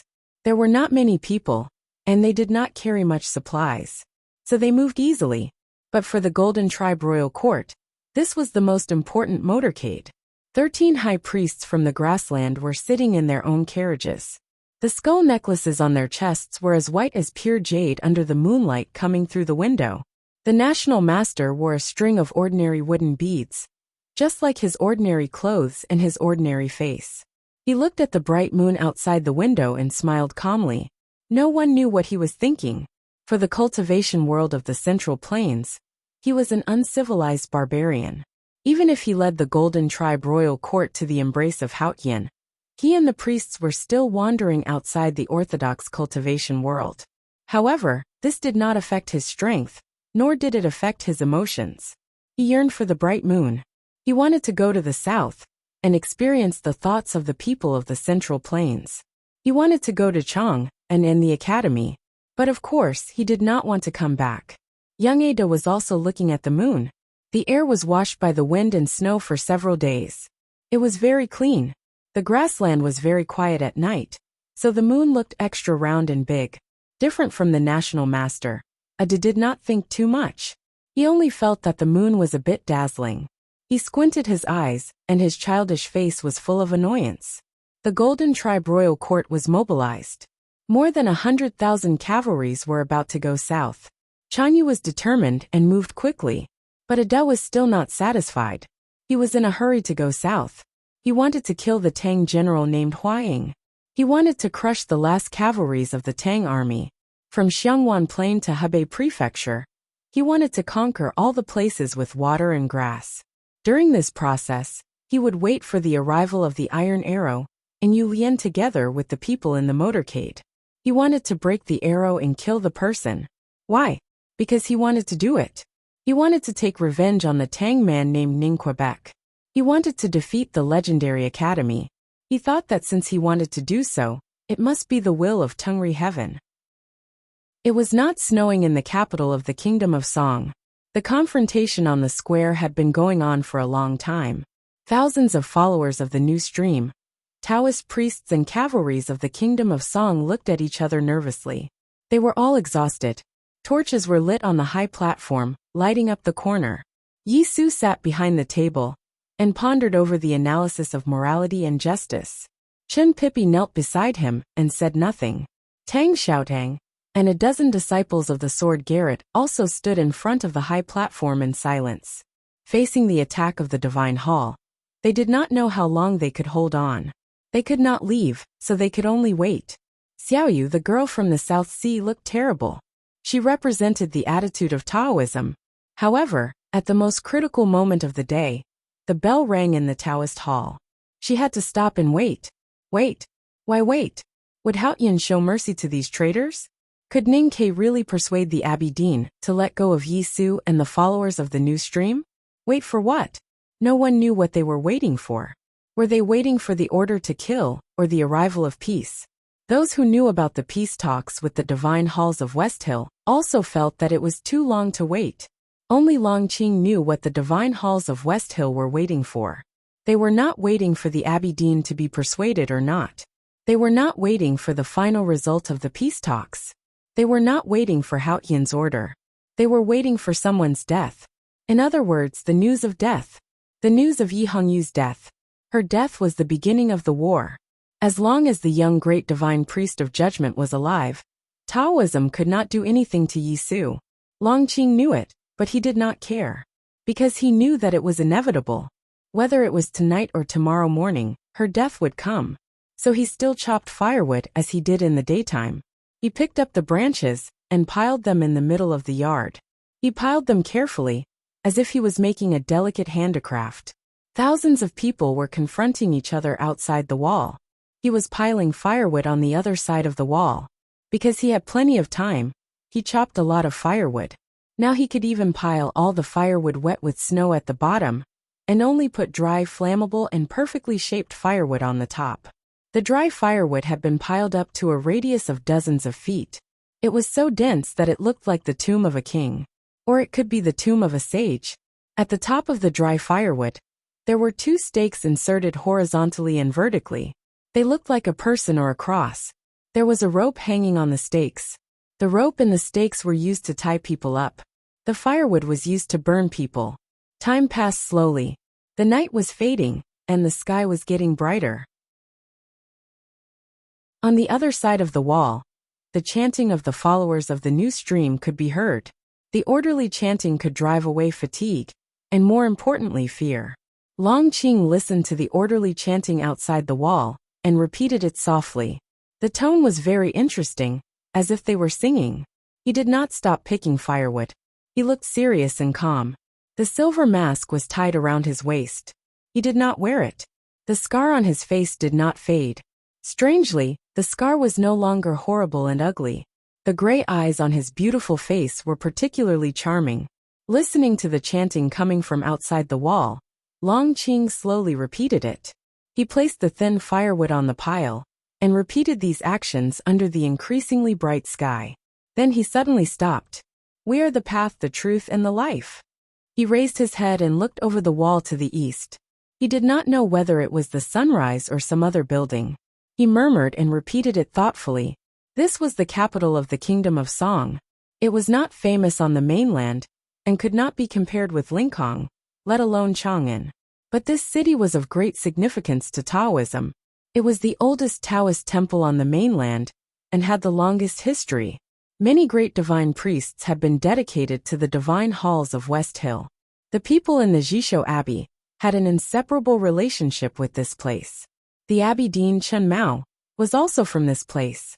The Kingdom of Song was one of the origins of Taoism, and the most conservative place. Yi Su chose this place to spread the new stream, and make it the base camp of the new stream. This must be the reason why he chose this place to spread the new stream.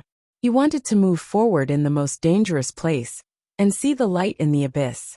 While he was thinking, a bell suddenly rang from afar.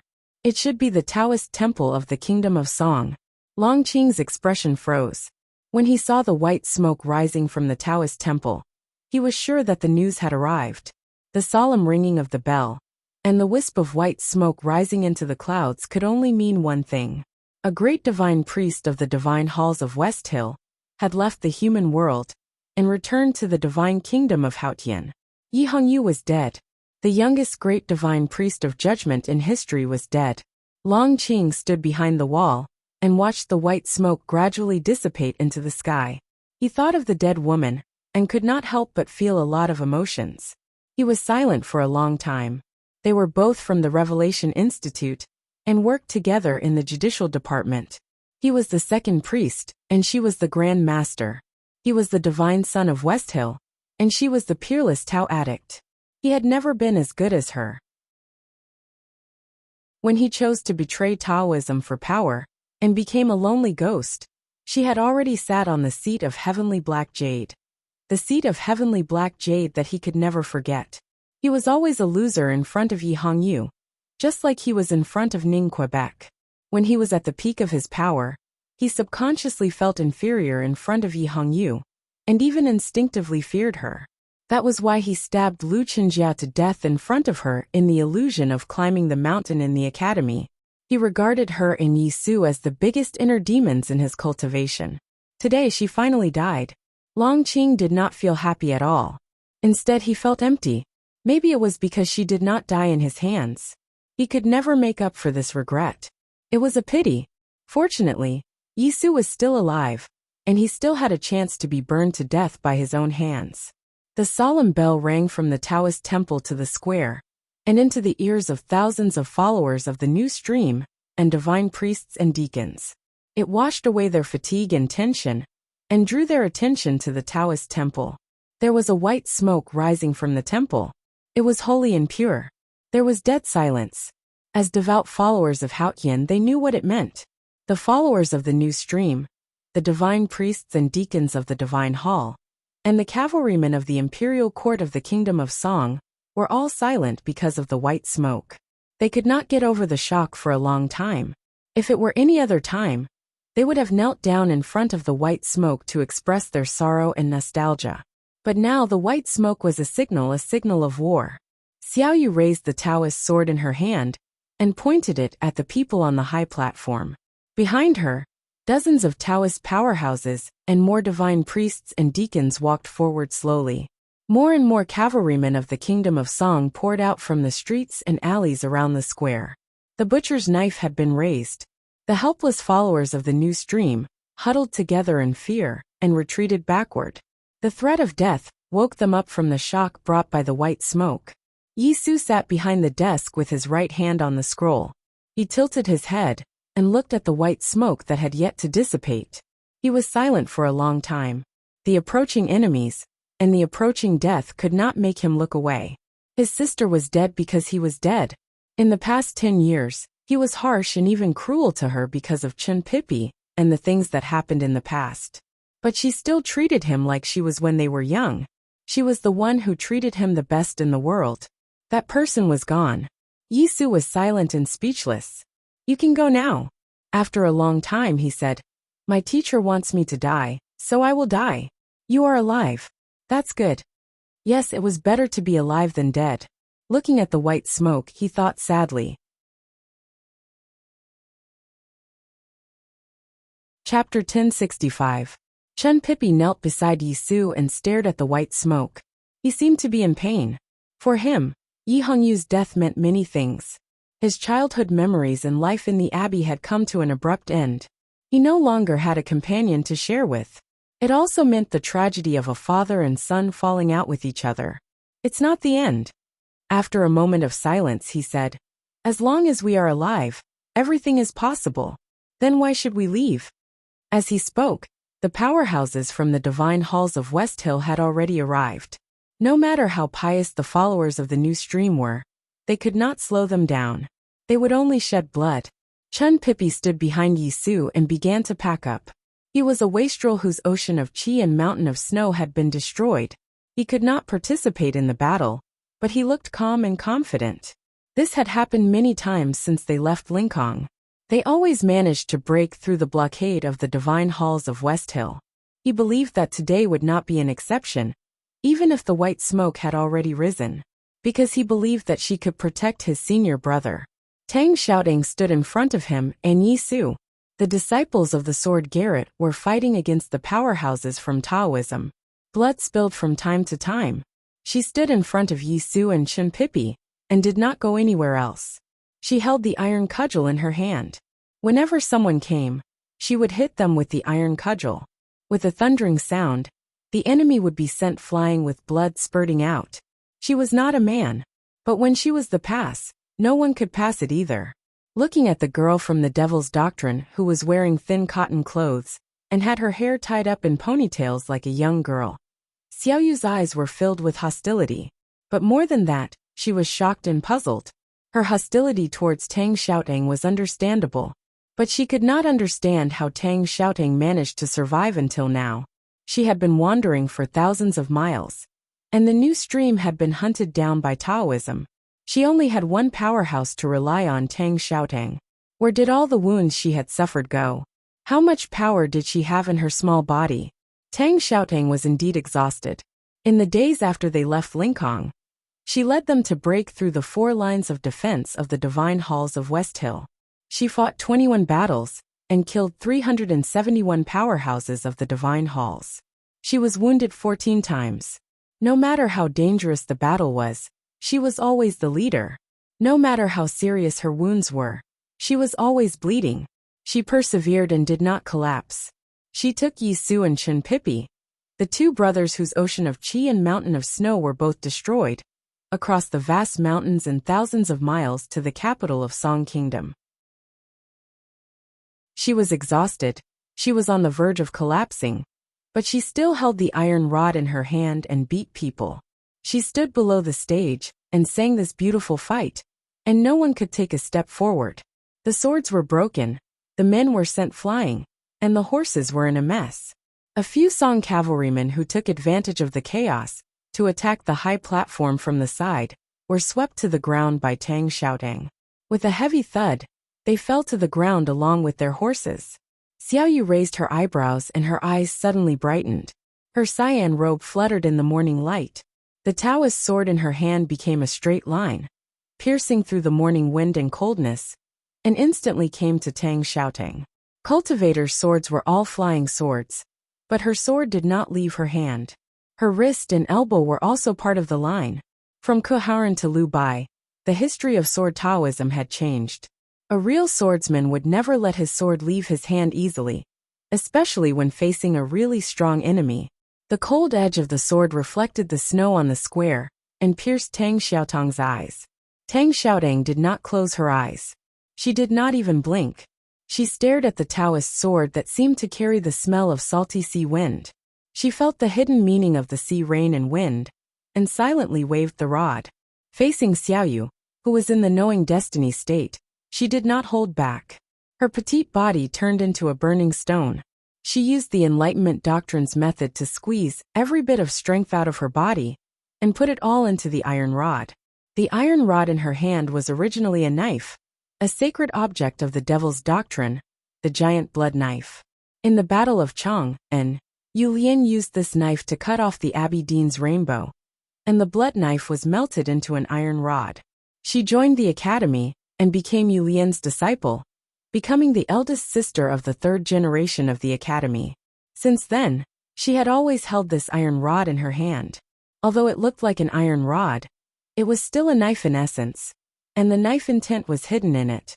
She once dug the heaven steps on the precipice of the back mountain and smashed the chessboard. During the right to light, she once killed the cavalrymen of the divine halls of West Hill on the Peach Mountain, and no one dared to move. She also once cut cabbage in a shabby house. At this moment, she waved the iron rod with all her strength again. Even the sea rain and wind brought by Xiaoyu's Taoist sword were suddenly broken. Thousands of raindrops disappeared, and the soft wind was cut into countless pieces. The Taoist sword slightly tilted and stabbed Tang Xiaotong's left shoulder, and then sharply flicked up. Tang Xiaotong's beautiful face remained unchanged, and the iron rod continued to move forward. Xiaoyu let out a muffled groan, and a trace of fear flashed in her eyes. She quickly retreated, and the Taoist sword in her hand was bent out of shape. Her pale face was covered with an abnormal flush, and blood was accumulating in her throat. She was defeated and injured in the moment they met. The sword was bent but not broken. The horrifying power flowed up the sword and fell on Xiaoyu's body. She was immediately blown away, passing through the crowd and falling backward. Tang Xiaotong did not stop. She stomped on the ground and crushed 17 black bricks around her. She suddenly flew up and chased after Xiaoyu like a flying stone. The iron rod in her hand was aimed at Xiaoyu's chest. Seeing this scene, many divine priests and deacons were shocked. Their faces were filled with fear, and they all rushed towards the small fishing village. For a time, the crowded sea of people in the square unexpectedly arched up several tides. Xiaoyu was Zhao Nanhai's daughter, and the most trusted subordinate of the Abbey Dean. She had a special status, and no one dared to let her get hurt. Countless Taoist swords flew up, trying to stop Tang Xiaotong. Tang Xiaotong's expression did not change. She stared at the flying Taoist girl in front of her, and let the flying swords hit her. It seemed that she only wanted to smash the girl to death with one strike. Swoosh, swoosh, swoosh. Countless sharp sounds were heard in the air. In an instant, at least 7 flying swords fell on her, and cut her ordinary clothes. But no blood fell. As the saintess of the devil's doctrine, her body had been tempered by the qi of heaven and earth to be as hard as steel. No matter how sharp the Taoist swords were, they could only cut her skin and leave some light wounds. The sword intent entered her body and made her lips bleed, but it could not stop her. She raised the iron rod and was about to burn the sky. The iron rod fell down and was about to smash Xiaoyu to death. Xiaoyu fell to the ground. Her face was pale and bloodless. Her previous flush had been driven away by the danger, but there was not much fear in her eyes. Tang Xiaotong looked calm. She seemed to have guessed that something else was about to happen. Indeed, something strange happened. A black peach blossom suddenly bloomed in the air above the square. The black peach blossom had no substance. It was formed purely by the qi of heaven and earth. It was extremely beautiful, but not charming. Instead, it was filled with killing intent. The black petals gave off a sense of annihilation, which made it look extremely powerful. The appearance of the black peach blossom attracted everyone's attention. Tang Xiaotong's eyes were all fixed on it, because it was blooming right in front of her. She was not surprised. She suddenly smashed down with the rod. From yesterday to this morning, Taoism had shown a resolute attitude. As the white smoke rose, the war officially began. Peace could not return to the human world, and Taoism was determined to win. The South Sea Girl in the Upper Knowing Destiny State, the powerhouses of Taoism, and the cavalry of the Kingdom of Song seemed powerful. But how could they be determined to win? Tang Xiaotong knew that there must be a real powerhouse of the West Hill Divine Palace watching from the side. She could even guess who that person was. However, a day and a night had passed, and that person still did not show up. This made her feel more and more uneasy. She pretended to kill Xiaoyu to force that person to show up. All her attention was not on Xiaoyu. She was waiting for the moment when the black peach blossom bloomed. There was a loud bang. The black iron rod accurately and violently smashed into the black peach blossom. The shapeless black peach blossoms dissipated, instantly turning into ownerless chi of heaven and earth, dispersing into the surroundings of the square like clouds and steam. Tang Xiaotong's face turned pale, and she spat out a mouthful of blood. The moment the iron rod hit the black peach blossom, she knew that she was wrong. That was why she lost. That person was not hiding and preparing for the final blow. He was so powerful that he did not need to wait for an opportunity. He just waited quietly, and then appeared to defeat everyone. Tang Xiaotong landed on the ground and crushed the bricks. Her right arm trembled slightly as she looked at a wall. Her chest rose and fell slightly. Her two black ponytails swayed behind her. Her face was very pale, and it was obvious that she was seriously injured. More than 10 divine priests and deacons attacked Tang Xiaotong. Xiaoyu rushed forward. The bent Taoist sword suddenly straightened and stabbed at her eyes again. No one could recover from such a serious injury in such a short period of time. This was the best chance to kill Tang Xiaotong. At this most dangerous moment, Tang Xiaotong took a deep breath. She inhaled all the cold wind on the square into her stomach. The air was burning rapidly in her lungs. His somewhat gloomy eyes suddenly brightened up. Those injuries seemed to be healed in an instant. The iron rod broke through the wind and hit the sword in Xiaoyu's hand. With a clear sound, the Taoist sword finally broke. But the iron rod was still as firm as before. Xiaoyu grunted and stepped back. Her eyes were filled with disbelief. She couldn't understand what the body of this woman from the devil's doctrine was made of. How could she recover in such a short time after suffering such a serious injury? Tang Xiaotong killed a deacon in black who attacked her from behind with her rod. She walked towards the wall. Those who encountered her had their tendons broken and their bones broken. No one could stop her. No one could stop her if she wanted to go there. Along the way, the iron rod killed countless people. Blood fell from the sky and moistened the earth. She walked between the sky and the earth alone. She looked very lonely. She was surrounded by enemies and had no helpers. She only had herself. But that was enough. She didn't seem to be injured at all. No matter how horrible the black peach blossom was, it didn't hurt her at all. It seemed that no one in the world could hurt her.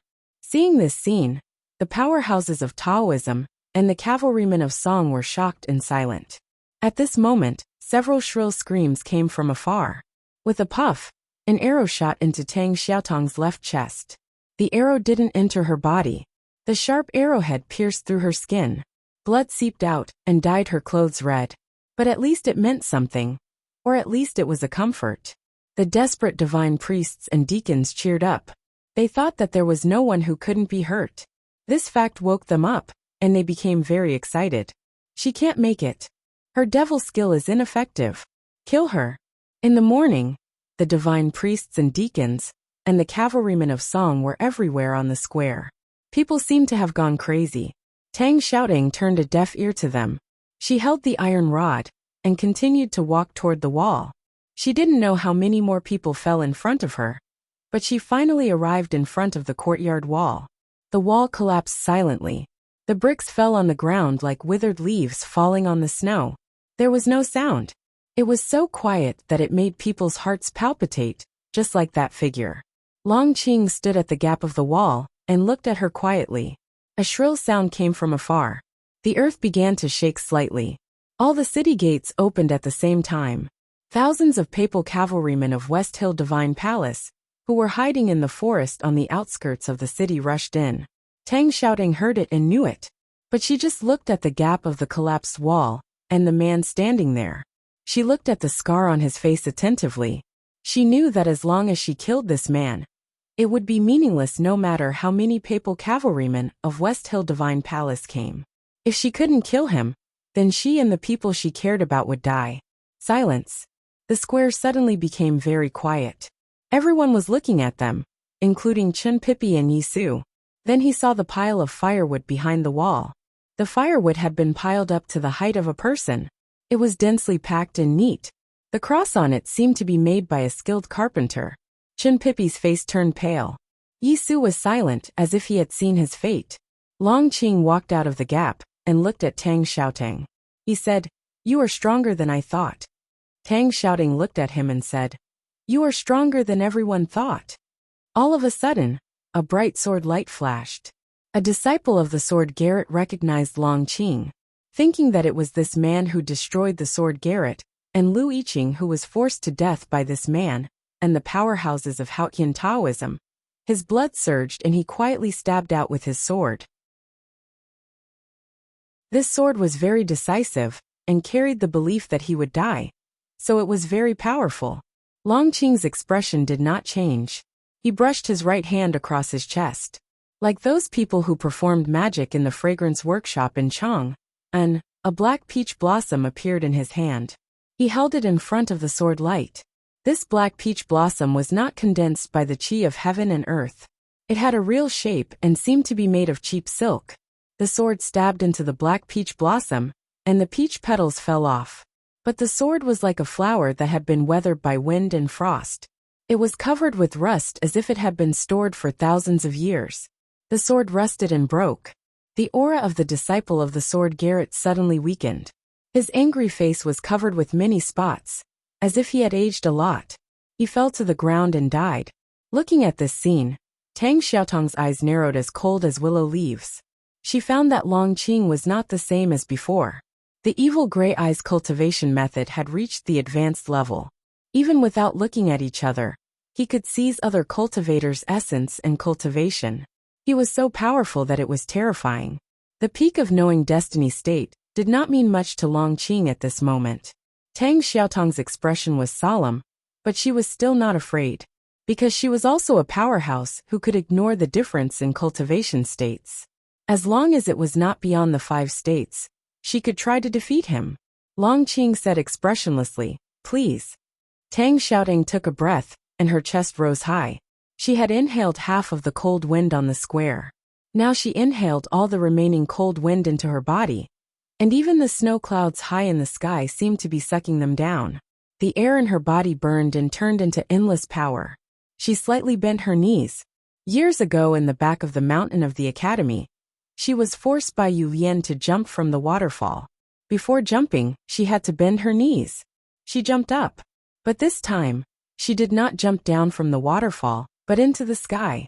With a bang, countless green bricks broke, and the ones in the middle had already been smashed into powder. Dust flew in front of the courtyard wall, and many people were blinded. Tang Xiaoting disappeared. No one knew where she went.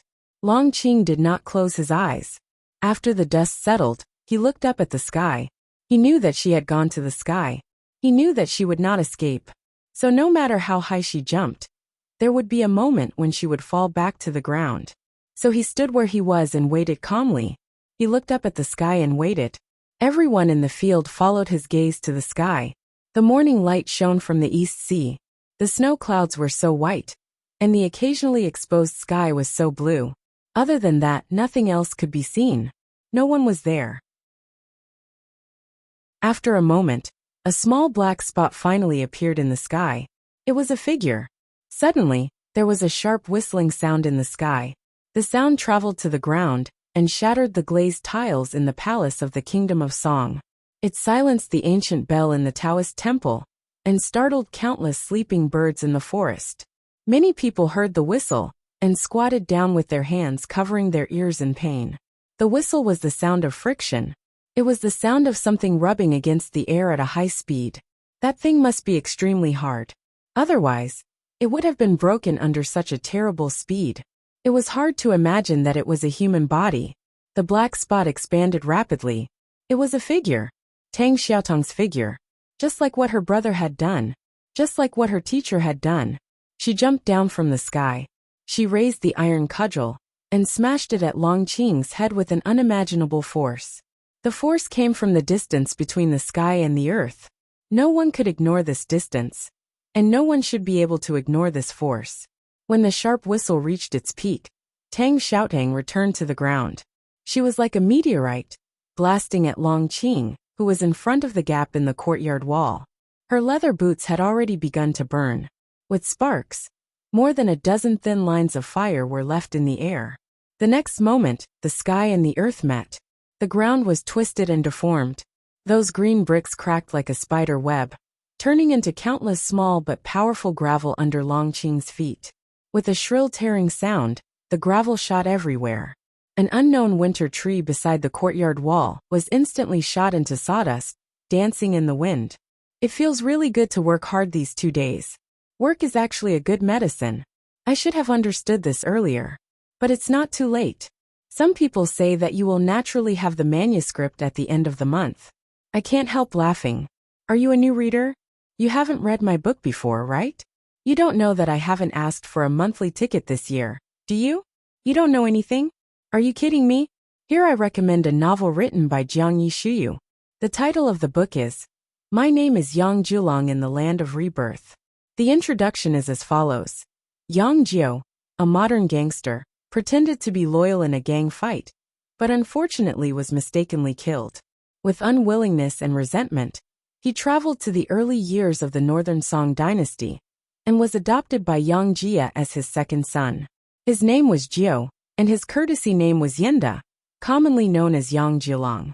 From then on, Yang Jiu began a gangster experience.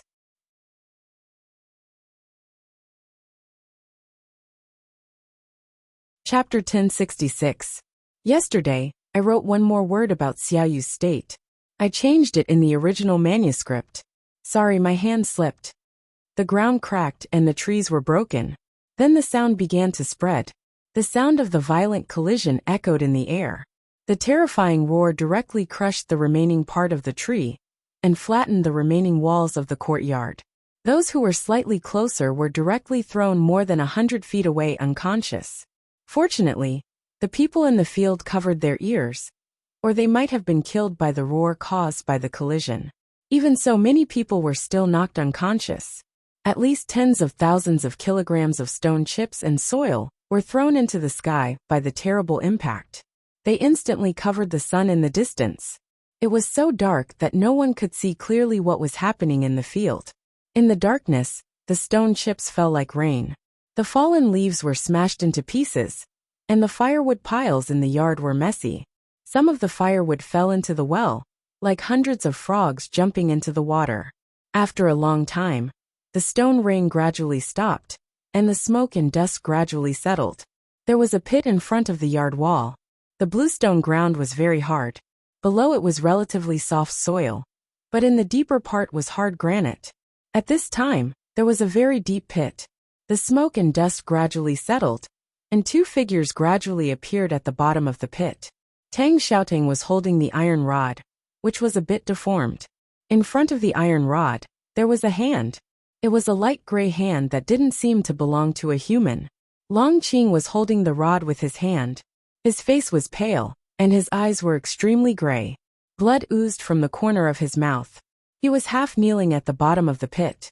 He looked a bit embarrassed, but he didn't fall. Tang Xiaotang was also very pale. The iron rod, the sacred object of the devil's doctrine, had been deformed. Her wrist bones were directly shattered. Her right arm kept trembling, as if she would lose it the next moment. With a cracking sound, Long Qing slowly stood up. The lower hem of his Taoist robe was broken, and he was covered with dust. He looked at Tang Xiaotang and said, "You shouldn't be so strong." Tang Xiaotang did not speak. She tightly pursed her lips. Only by doing this could she prevent the blood that had accumulated in her chest and abdomen from spurting out.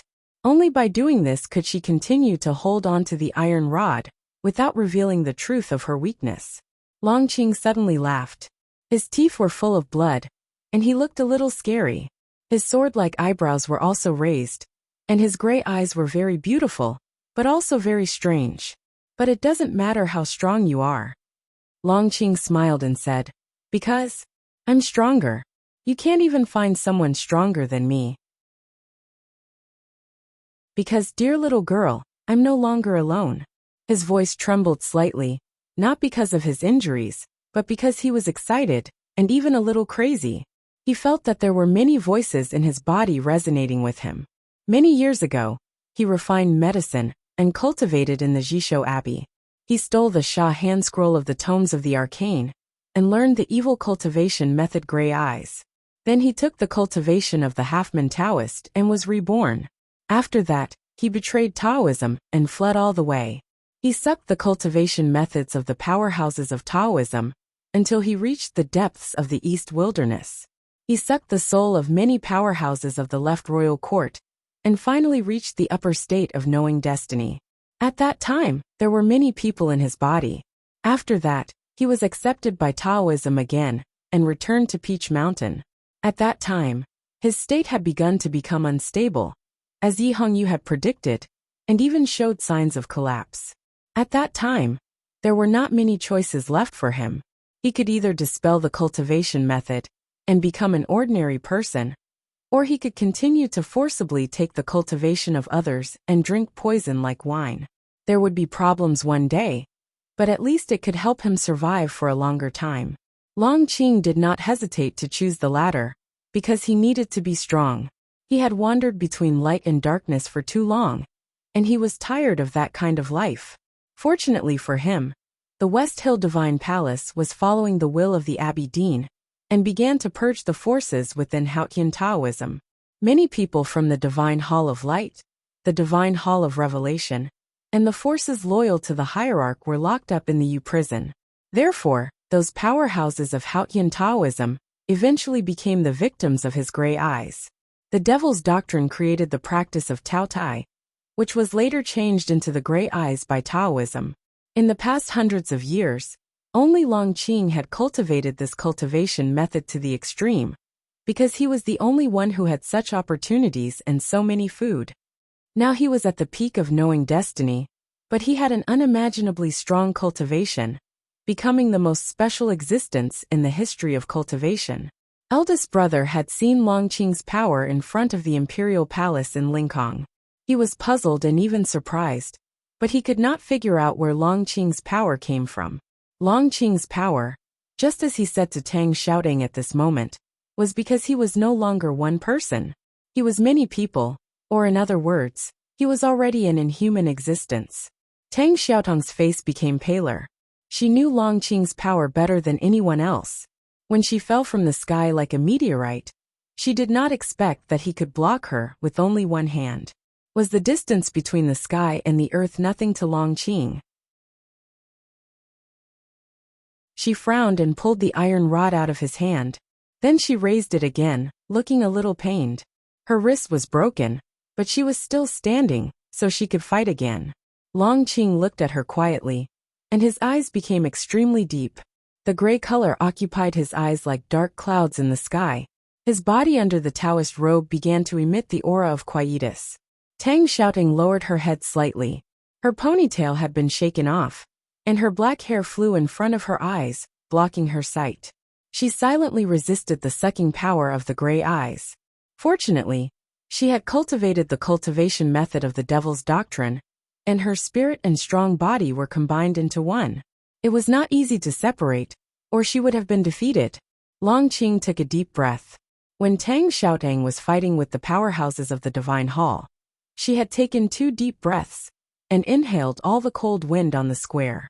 At this time, with Long Qing's breath, the intact old locust tree behind the courtyard wall began to tremble. The stubborn leaves that did not fall after almost an entire winter rustled miserably. Long Qing seemed to have become a black hole. Countless auras of heaven and earth surged from all directions of the city, rolled up leaves and snow, came to the bottom of the hole in front of the broken wall, and entered his body. Countless auras of heaven and earth were attracted by the huge souls in his body.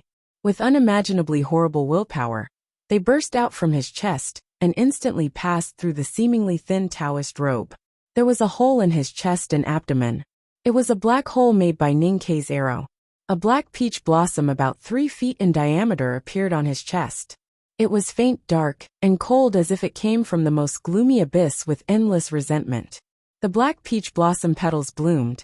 Long Qing's right hand reached out from the black petals and fell on Tang Xiaotang. Tang Xiaotang's eyes became extremely bright, because she knew it was the moment of life and death. She changed the direction of the iron rod in her hand. Instead of striking down, she held it horizontally in front of her, like the famous scenery on the river. The iron fence in front of the black cliff blocked the danger of the surging river in front of humans. Long Qing's fist fell on the iron rod. Pa! The bent iron rod bent again from the middle, more sharply, forming a curve. It seemed that if a child blew on it again it would really break. A curve also appeared on Tang Xiaotong's chest. It was not proud, not beautiful, because the curve was inward. Her chest instantly sank a few inches, which looked extremely horrible. It seemed that if a greedy child touched her again, her sternum would be completely broken and broken from the middle. Tang Xiaotong's face was as pale as snow, and then it quickly turned scarlet. She could no longer keep her lips closed, and a thick mouthful of blood sprayed into the air. With blood spurting, she fell backward. Her petite body smashed heavily on the edge of the pit, smashing the granite and bluestones into pieces. Then she bounced up heavily, rolled in the air, and finally fell on the ground dozens of feet away. With a muffled sound, the ground there slightly sank again. Footsteps were heard, very rhythmic. Long Qing walked out of the pit and appeared in front of everyone. His face was a little pale, his lips a little blue, and there were some bloodstains on his body, but he looked very calm. There was a dead silence in the square. Everyone's eyes fell on him, including the disciples of the sword Garrett, the followers of the new stream, and the divine priests and deacons of the divine halls of West Hill. Everyone was so shocked that they did not dare to speak. Looking at Long Qing's figure, many people had mixed feelings. Many years ago, he was the most famous young genius in the cultivation world. However, no one expected that he would be defeated by Ning Ke in the academy entrance exam of the second floor of the academy. Since then, he had been defeated again and again, losing his former glory. In the end, he became one of the most common pitiful characters in stories, struggling in vain for survival and revenge. Even though Long Qing survived, and his state was even better than before, he returned to Taoism, and even became the last disciple of the Abbey Dean. He could no longer attract the attention of the cultivation world. If it were in the past, a young knowing destiny state cultivator like him would be great. But things were different now, because Taoism still had Yi Hongyu, and especially after the spring rain, Haotian left some gifts for the human world. Taoism had Hengmu Liren, and a young barbarian named Ada on the grassland. Moreover, Ning Ke was always there, watching over the world from Chang'an. Compared to these people, he seemed so ordinary. Therefore, Long Qing was quiet and kept a low profile. Gradually, he was forgotten by the cultivation world. When he and Hengmu led the papal cavalrymen of the divine halls to wipe out the new stream, people only paid attention to Hengmu, not Long Qing. Until today, when he appeared in the cultivation world again in the capital of the kingdom of Song, lifted the falling sky with one hand, and bent the sacred relic of the devil's doctrine with another punch, people finally remembered his glorious past, and remembered that he used to be a genius far better than Ning Quebec. Only then did they realize how powerful he was. Yi Su was here, and this was the most important place for Taoism to wipe out the new stream. Long Qing was in charge of this alone, which indicated his status in Taoism and their confidence in him. Just like what he told Tang Xiaotong. He was really powerful now. His state was very high, and his psyche power was unprecedentedly powerful. His body contained the consciousness of a powerful cultivator. He could be a devil or a god. Long Qing walked dozens of feet away. He looked calm, but in people's eyes, he was like a devil. Then the crowd exclaimed, because they saw something that they thought was impossible. Tang Xiaotong was trying to stand up again. She put her hands on the ground, and her fingers dug deep into the soil. Her hair was wet with blood and sweat, and it swayed weakly and tiredly in front of her forehead. Her body was trembling in pain. She was seriously injured, and she was exhausted. But she wanted to stand up, and she still wanted to fight. So she stood up again. Just like the dozens of battles in the past days, she fell down, stood up, fell down, and stood up again. No matter how many times she fell down, she would always stand up in the end, as if no one could really knock her down. Even Long Qing, who was as powerful as a devil, couldn't do it. Long Qing's expression changed slightly. He knew that Tang Xiaotong was seriously injured. Even if she cultivated in the devil's doctrine, and her body was as hard as steel, she should not be able to stand up again after such a serious injury. Thinking of Tang Xiaotong's recovery ability in the previous battle, and her strength was beyond the calculation of Taoism, he couldn't help but frown and start to think. When he walked to Tang Xiaotong, She was no longer panting in pain, and the injury on her chest was much better. It was only 100 steps away, but she seemed to have regained the ability to fight. This was not something that could be done by human beings. The arcane tome of the sand had always been with Longqing, which recorded all the cultivation methods in the world. He was very clear that there was no cultivation method that could do this. This could only be a miracle. I see. Longqing looked at her and said with emotion, "Is this a gift from Haotian?" When he said this, he looked a little lost and a little sentimental, because in the first half of his life, he had been getting closer to Haotian, whether it was light or darkness. However, today, he found that he was getting farther and farther away from Haotian.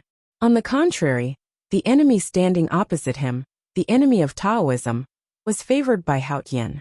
How could he not be lost? However, after the loss, he began to feel sad and self-deprecating, but also more determined. Because what the Abbey Dean and the others were doing was getting farther and farther away from Haotian. Tang Xiaoting didn't say anything. Her silence was an admission. Back in the shabby alley in Linkhong City, Sang Sang said that she would grant her immortality. She did not take it seriously. Although it was Haotian, she still thought it was a joke that Haotian played on ordinary people. At that time, only a few years had passed, and there was not enough time to prove whether she could really live forever.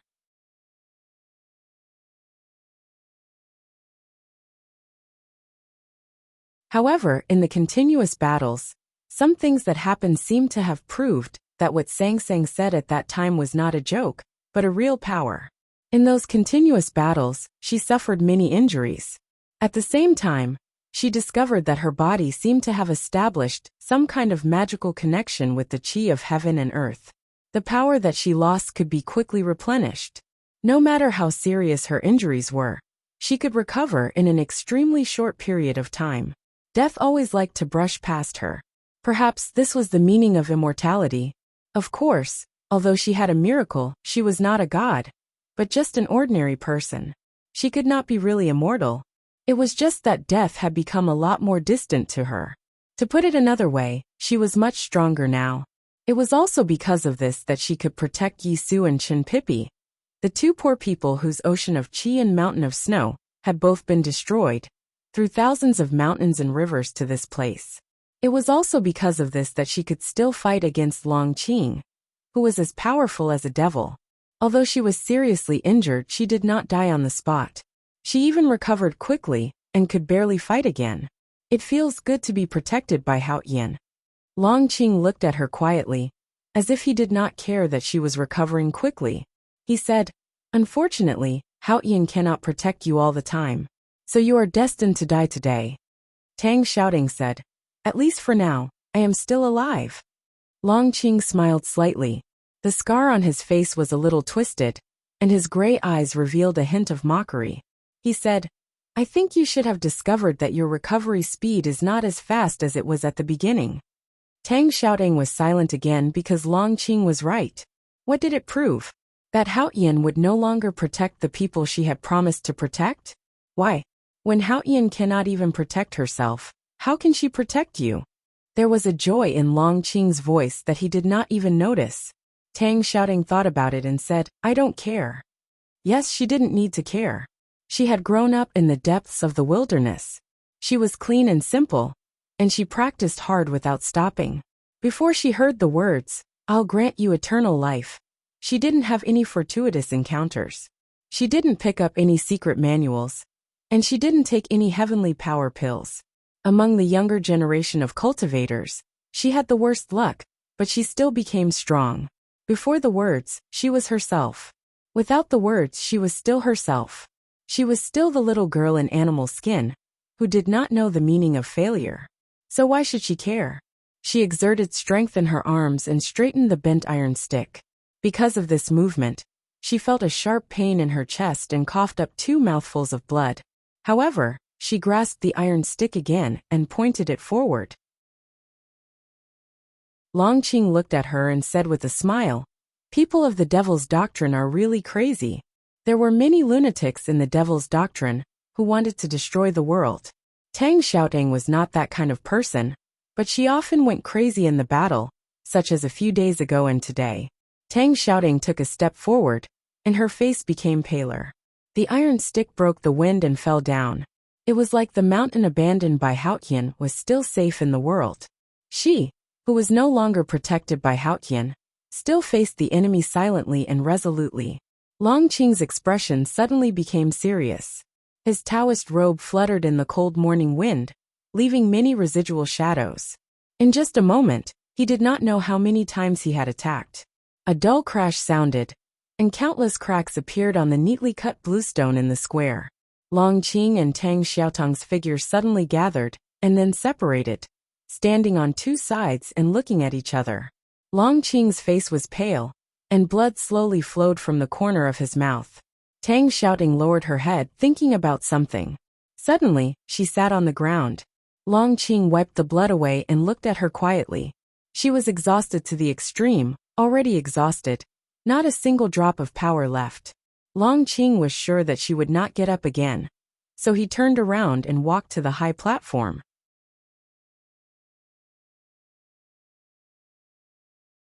Chapter 1067. Yisu was on the stage.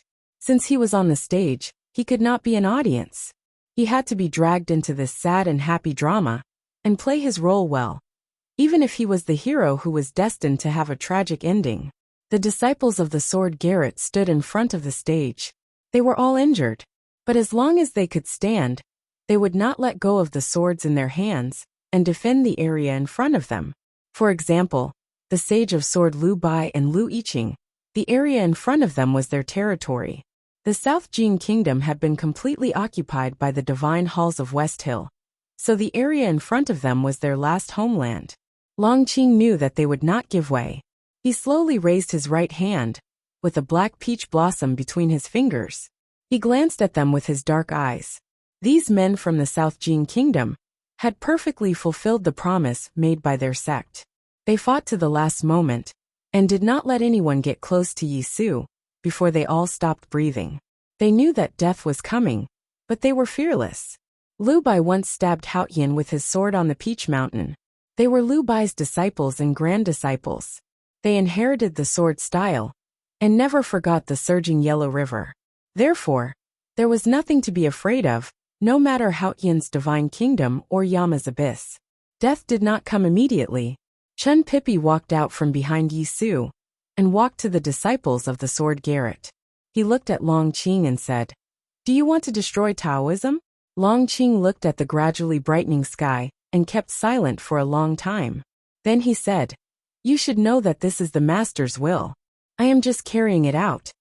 Chun Pippi's question was a bit random, and Long Qing's answer was also a bit strange. It seemed that he agreed with what Chun Pippi said. The war to destroy the new stream was the beginning of the destruction of Taoism. In fact, to understand the conversation, one only needed to think about why Taoism could tolerate Yisu preaching in the human world for so many years, and why they did not decide to kill him until now. Yisu used to be a world wayfarer of Taoism, but now he was the most important and indispensable figure of the new stream. But he also had another identity. He was Yi Hongyu's most respected elder brother. If Yisu was killed, Yi Hongyu would definitely betray Taoism. Even if Taoism killed her, the divine halls of West Hill would fall into chaos, and even split. Under such circumstances, how could they say that they could defeat the Academy and the Tang Empire? If this war leads to the final victory of the Tang Empire, because of this reason, how can the Dao sect continue to exist in the world? Long Qing looked past Chun Pippi and the disciples of the sword Garrett, and fell on Yisu. Yisu was staring at the scroll on the desk, as if he was thinking about something difficult. The day he wrote the doctrine of the new stream, the foundation of Taoism was destroyed by him. Taoism, which no longer needed to believe in Haotian, was too attractive to those stupid humans. No one could reverse this trend, so he had to die. Taoism split, the levee has collapsed, and the flood is overflowing. Are you still stingy with digging soil to fill the levee? Long Qing paused for a moment, and looked at the dissipating white smoke from the Taoism temple in the distance. He said expressionlessly, "Not to mention that she is already dead. Who can turn around?" Yes, the white smoke had already risen, so Yi Su's fate was sealed. Conversely, since Haotian Taoism wanted to kill Yi Su, then Yi Hongyu's fate was also sealed. For more than a decade, the brother and sister had only seen each other a few times. They did not seem to be close to each other, even indifferent. But in fact, everyone knew that their fates had always been linked. If Yi Su was to be killed, he had to kill them all. Yi Su picked up the brush and wrote a sentence on the paper. Then he looked up at Long Qing and said, "It's not difficult for me to die. Why do you have to do so many things and kill so many people?" Long Qing bowed deeply and straightened up. He said, "Senior brother, you are too modest. Killing you is the most difficult decision to make. Even the headmaster could not sleep at night because of this.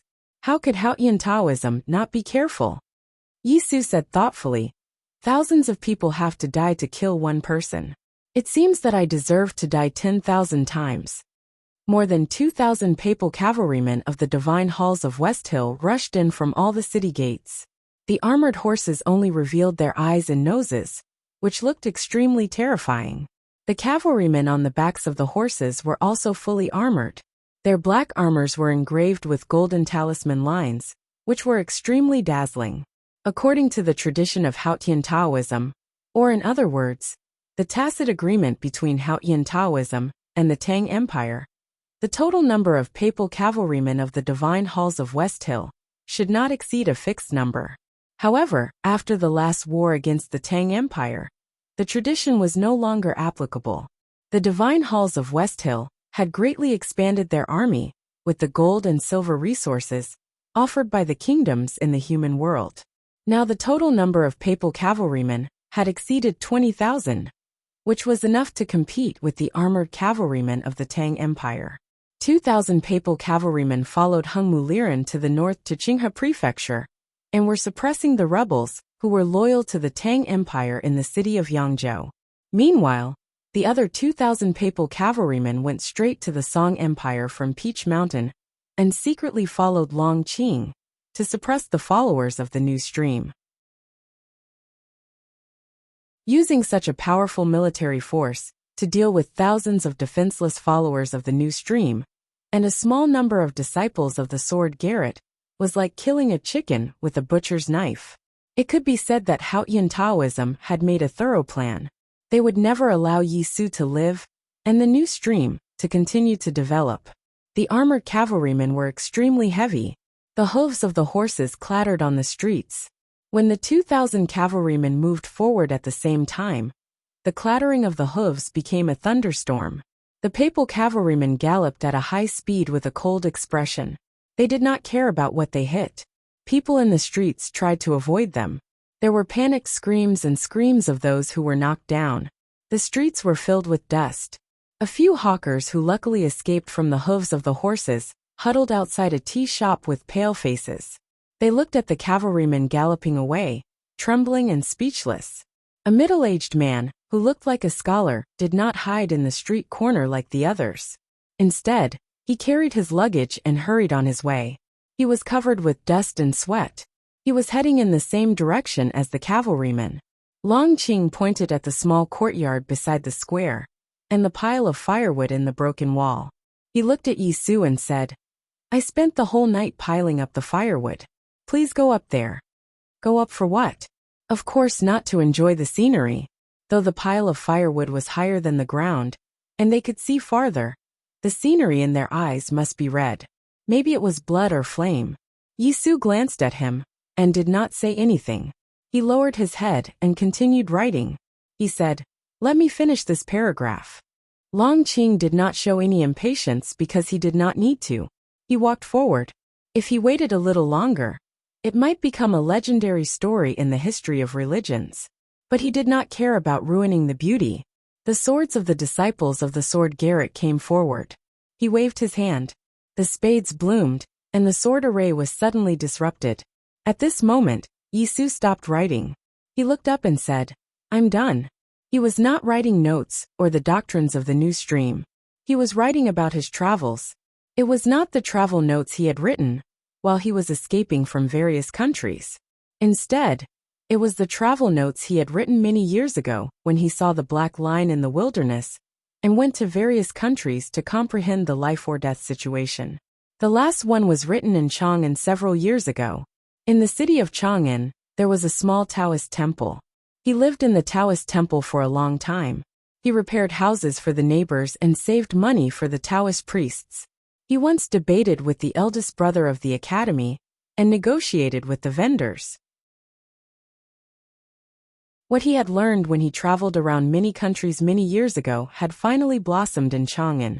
The so-called seeing through life and death had its true meaning. He had gained a lot, and those gains were officially revealed in front of the verdant canyon with Jun Mo's sword. They also gradually took shape as the smell of dirty water in the shabby alley in Lincoln City faded.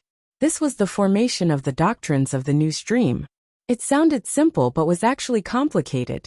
The doctrines of the new stream were built on the basis of the West Hill scriptures and integrated with the ideas of the academy. Finally, they were determined by Yi Su's writing. There were no books to explain them. Even Yi Su himself only had time to write a few volumes of doctrines. He did not have time to finish this work. So he spent the last time writing this travel. This travel had a total of 5,041 words. It was only a description without any comments. It only wrote about what he saw and heard. There was only compassion and self-improvement. There was no begging or yearning for the afterlife. It was simple yet not simple. This travelogue only talked about one thing: being alive. What was faith? What was the meaning of the believer's faith? Those were the things that needed to be explained by the doctrines. That was the job of the followers. What Yi Su wanted to talk about was just being alive. How to live, why to live, and how to live happily. This travel did not give any answers. It only pointed out a way through the description of the life in the streets and the nostalgia for the suffering and happiness. To live happily, one must have faith. Faith in oneself. What belonged to oneself. The divine hall to the divine hall. The human world to the human world, and Haotian to Haotian. This was the truth, or the way, that Yi Su wanted to tell his believers. At this time, he finally finished writing this travel note. He placed the brush on the table and blew a few mouthfuls of air at the ink that had yet to dry on the paper.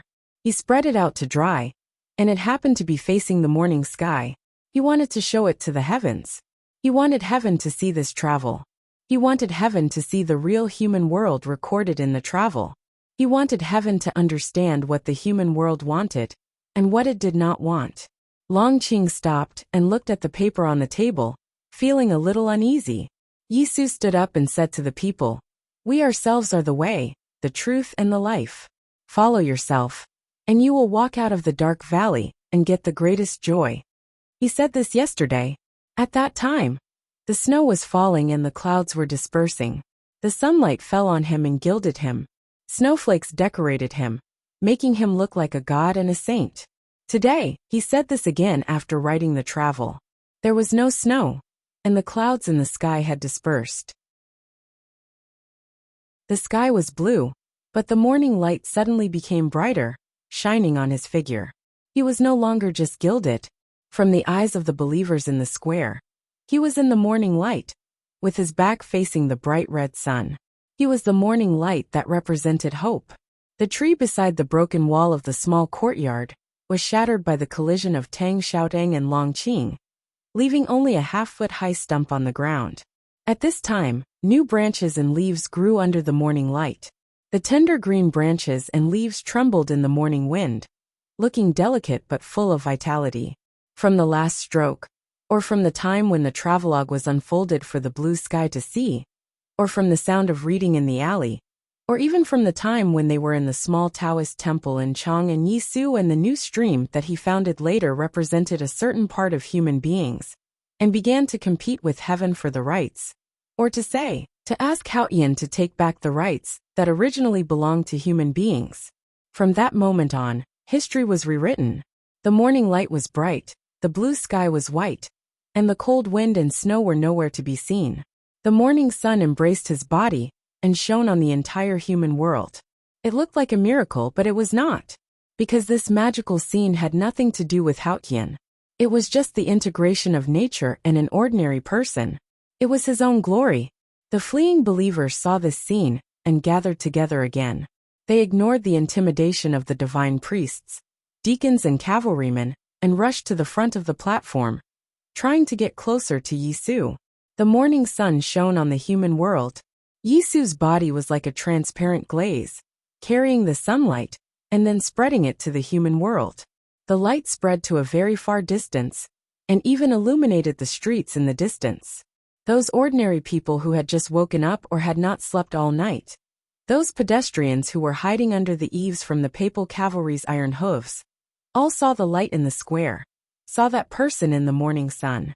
They were very shocked and somewhat perplexed. They subconsciously moved their feet and walked in that direction. The flow of people gradually converged into a sea. The thousands of people on the square were believers of the new stream, so they were more touched and shocked by the scene. Looking at Yisu in the morning sun, the believers knelt in silence and expressed their respect and love for him.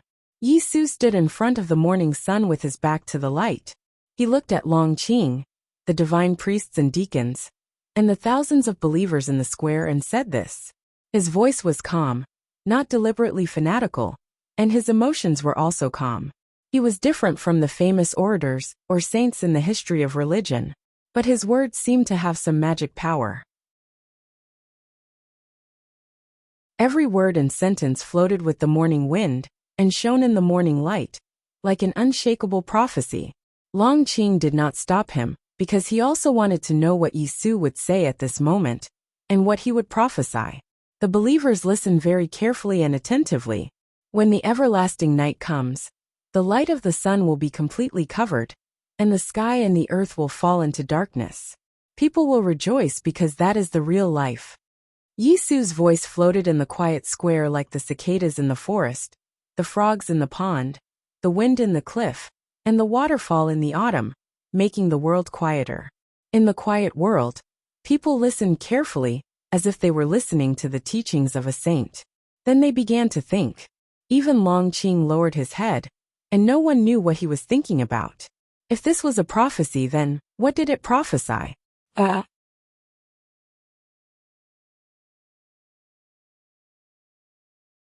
Chapter 1068. At this moment, no matter whether Haoyan would laugh or not, everyone in the square was lost in thought. There was a lot of information in this sentence, and it was inexplicably fascinating. Yisu's sentence was a prophecy at the beginning, but at the end, he was overjoyed. He mentioned the legendary everlasting night, and made some comments about it, which was puzzling. What was the everlasting night? In the ancient legend of the cultivation world, it was a catastrophe brought by Yama's invasion. When Sangsang came to the world, Ningke carried her on his back, and the headmaster killed the golden dragon in the wilderness. The legend was confirmed to be false. There was no Yama or the underworld. Then would there be an everlasting night? There would be an everlasting night, and there had been an everlasting night. There were still people living in the world who had experienced the everlasting night. But it had nothing to do with Yama. It was just that Haoyan plowed in the spring, worked in the autumn, and rested in the winter. For most people, the long everlasting night was cold and cruel. But for Haoyan, it was just the basic law of the world. If the world wanted to survive, the everlasting night was a necessary measure. In essence, the new stream was competing with Haoyan for faith. It was destroying the root of Haoyan's existence and digging the grave of Haoyan Taoism. Then why did Yisu look forward to the everlasting night? Your everlasting night, what is it? Longqing looked at Yisu and asked. Yisu looked at him quietly and said, "The everlasting night is the everlasting night." Longqing said, "The everlasting night is the darkness."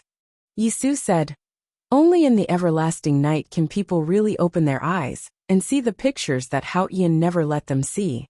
Those are the truth, and I am naturally happy for it." Longqing thought for a while and said, "The truth is objective, and it does not change according to one's heart." Yisu pointed at the red morning sun on the horizon behind him and said, "The sun hangs in the sky every day and rises again after setting. Is it objective?" Longqing said, "Of course the sun is objective." Yisu smiled and asked, "Then have you ever seen it?" Longqing was about to answer, but he suddenly frowned and stopped talking. After thinking about it carefully, he finally understood the true meaning of the question. People living on the ground could see the sun every day, but who had really seen it? Everyone had seen the sun. They would casually glance at it after getting up in the morning. At noon, they would cover their foreheads with their hands and squint their eyes while sighing at its cruelty. In the evening, they would sit in the pavilion facing the river wind and watch the sunset while reciting poems. But what does it look like? The morning and evening were red, and the noon was white. What color was it? Besides the bright light, are there any patterns on it? If not, how to describe it? If he couldn't describe it, how could he have seen it? He suddenly remembered the scenes he had seen in the dream of climbing the mountain on the second floor of the academy. There were Yi Hongyu, Yi Su, and light in those scenes. When he followed the light to sweep the world, and even killed Yi Hongyu and Yi Su, there was only light left in the world. Just like the morning sun, absolute light was absolute darkness. He had realized this when he was in the illusion. That was why he put his last bit of courage into the dark world in the north in the wilderness. What about the sun? Where was Haotian? Yes, it was actually the same principle. If it was too bright and too dazzling, one would not be able to look at it directly. If one could not see the details, one would not be able to see the whole picture. There was no truth. Just as Yi Su had said, humans would only be able to see the truth on the day when the everlasting night arrived and the sun was extinguished. Long Qing understood what Yi Su meant, but he did not understand the meaning of this prophecy. He squinted and looked at the morning sun on the horizon. After a moment of silence, he shook his head. He did not need to think too much about meaningless things. What he needed to do now was to kill Yi Su. It did not matter whether it was the prophecy of a sage or the nonsense of a lunatic. You will die soon. Even if that day comes, you will not be able to see what the sun looks like. Similarly, those who heard what you said will also die in the following days. They will not be able to see it either. Long Qing looked at Yi Su and said expressionlessly, along with his voice, there was a thunderous sound of hooves. 2,000 papal cavalrymen of the divine halls of West Hill finally arrived at the square. Countless harsh sounds of friction were heard. The cavalrymen held sharp long swords in their hands. The snow-white surface of the swords reflected the frightened faces of the followers of the new stream. Long Qing raised his right hand. Along with his movement, the cavalrymen at the periphery of the crowd also raised their long swords. The cold swords were like the long grass in the field, messy and terrifying, ready to tear apart all the flesh and blood they touched. The sound of hooves was heard again. The heavy war horses directly scattered the crowd in front of them. In the dull sound of collision, countless followers of the new stream had their bones broken and flesh torn. Screams were heard everywhere in the square. Blood flowed everywhere like a flood, and death was everywhere like snow.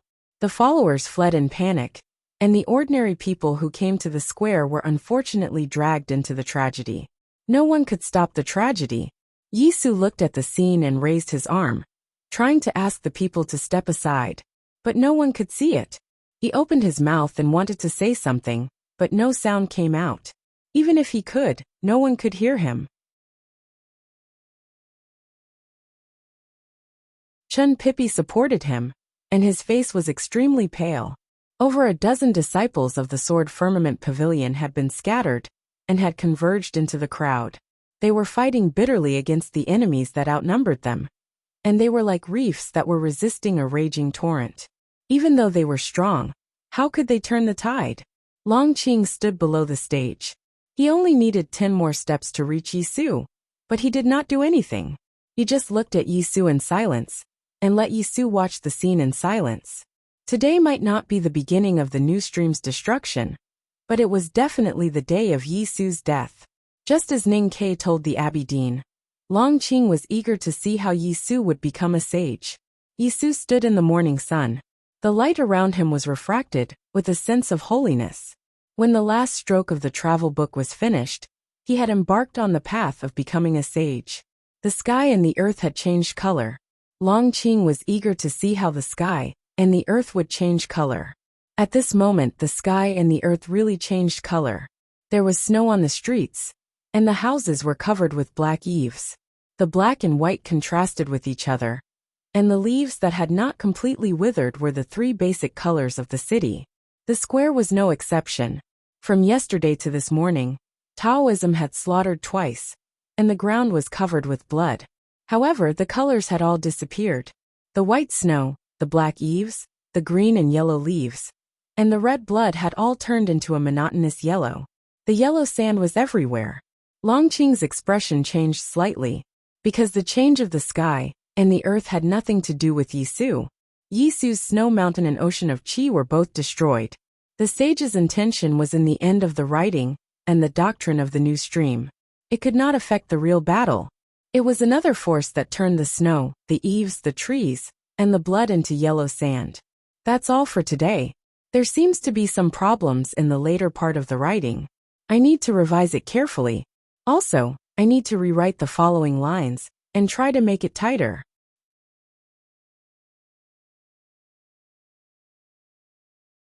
Chapter 1069. No one noticed that when the papal cavalrymen of the divine halls of West Hill rushed into the square, a middle-aged scholar also came to the field and quietly approached the high platform. The middle-aged scholar was dressed in ordinary clothes and was covered with sweat. He came to the front of the platform and untied the package as fast as he could. Then he took out a wooden plate from it. The wooden plate was made of some kind of wood. The grain was very delicate and gave people a wonderful feeling of gold and stone. There was a thin layer of yellow sand in the plate. It was a sand table, the most famous sand table in the cultivation world, the river and mountain sandbox. When the river and mountain sandbox appeared, the whole world entered the river and mountain sandbox. The thin layer of yellow sand danced in the air and then fell down, painting the world yellow. Then everything turned into yellow sand. The hard bluestone ground turned into a soft desert. The war horses that were sprinting at high speed screamed and fell heavily to the ground. Their forehoofs were broken miserably. The cavalryman of Divine Hall on the back of the horse directly fainted. In a very short time, hundreds of cavalrymen of the Divine Halls fell off their horses. On the contrary, the followers of the new stream, who were hiding in fear, were not hurt by the yellow sand. Sometimes the yellow sand was like water. Because of its softness, it was stronger than the strong and pitted the weak. Longqing's feet were also stuck in the yellow sand. He could clearly feel the sucking power coming from the bottom of the sand. His expression became very serious. He lifted his right foot with great difficulty and wanted to take a step forward. Suddenly, the wind swept the yellow sand and stopped in front of him. His sight crossed the flying yellow sand and fell on the middle-aged scholar on the side of the platform. Chen Pippi looked at the middle-aged scholar and exclaimed, "Fourth brother!" The middle-aged scholar did not respond, but just looked at Longqing. Longqing frowned slightly. Today, he was ordered to kill Yisu and slaughter the new stream. He guessed that the academy might be prepared, but he did not expect that it was not the Iron Arrow or Mr. First, but this person. Fan Yu, Mr. Fourth of the academy. Fan Yu was a relatively low-key person among those interesting and horrible people in the back mountain of the academy. He joined the academy early and ranked very high, but he was only at the peak of the see-through state. He was not at the same level as Li Manman and Jun Mo. Although the third sister Yu Lian had always been at the see-through state, everyone knew that it was just a facade when she beat Xiong Chumo, the hierarch of the Divine Halls of West Hill. He was the real see-through state. Of course, this was not important. The headmaster of the academy had always accepted disciples without discrimination and did not care about their talent in cultivation. But the people in the back mountain had their own specialties and could do the best in those fields, such as number 5, number 6, number 8, and number 9. Only Fan Yu was relatively weak. He was good at talisman Taoism, but not as talented as Mo Shanshan and Ning Quebec. He was good at strategy and calculation, but not as good as Yu Lian. He was good at design, but not as good as the sixth brother. Moreover, there was Professor Huang He in the front yard of the academy. In recent years, the back mountain of the academy was gradually revealed to the world, but he was still inconspicuous and did not have many amazing performances. Only his peers in the back mountain of the academy knew that he was very important. the strategies of the academy, and even the Tang Empire were all calculated by Yu Lian, Ning Ke, and him. Besides, he owned the most precious celestial device in the cultivation world, which was the river and mountain sandbox. Before the verdant canyon, it was with the help of the river and mountain sandbox that the academy could avoid the Abbey Dean's sword. He tried his best to trap the sword and gave Jun Emo the chance to show his power. It was not hard to imagine how powerful the river and mountain sandbox was, since it could trap the Abbey Dean's sword. Today, he came with the river and mountain sandbox. In fact, he was not supposed to be here. The academy was very clear about the attitude of the divine halls of West Hill toward Yisu and the new stream. But the eldest brother, Yu Lian, and Ning Ke all thought that the Abbey Dean could be persuaded. Since killing Yisu was not good for Taoism, the Abbey Dean would definitely not do it. As long as the Abbey Dean kept silent, Tang Xiaotang and the sword Garrett would be enough. Only the fourth senior fellow apprentice felt a little strange. He had been calculating for a long time, but he didn't get any other result. However, he still felt a strong sense of uneasiness. He thought that the judgment of his senior brothers, senior sisters, and junior fellow apprentice was wrong, but he couldn't find any evidence. Therefore, he came here by himself. He packed his luggage, left the back mountain, and traveled thousands of miles with the river and mountain sandbox to save Yisu's life. This was the real style of the academy. They could unite as one, but they also had to be different. They had to be responsible for their sect, but they had to be responsible for themselves first. They had to have no regrets. The fourth brother finally arrived. Although it was difficult for him to change the situation, he could represent the academy and do what it should do. It was good enough that there was no need for regrets. He raised the river and mountain sandbox and poured all his psyche power into it. In an instant, his snow mountain and ocean of chi showed signs of drying up. His face became extremely pale, and even seemed to be a little thinner. There was yellow sand in the river and mountain sandbox, but also rivers and mountains. Every grain of sand was a scenery in the rivers and mountains, or a small bridge, or a stream of water, or a pavilion, or a green hill, or a sedan chair on the bridge, a boat on the water, a person in the pavilion, or a tree on the green hill. But today, the yellow sand was just yellow sand, because the most original was also the most powerful. The fourth brother's psyche power activated the river and mountain sandbox. The yellow sand danced wildly and then fell down. The world suddenly became yellow and became a dry desert. It was impossible to find the direction in it.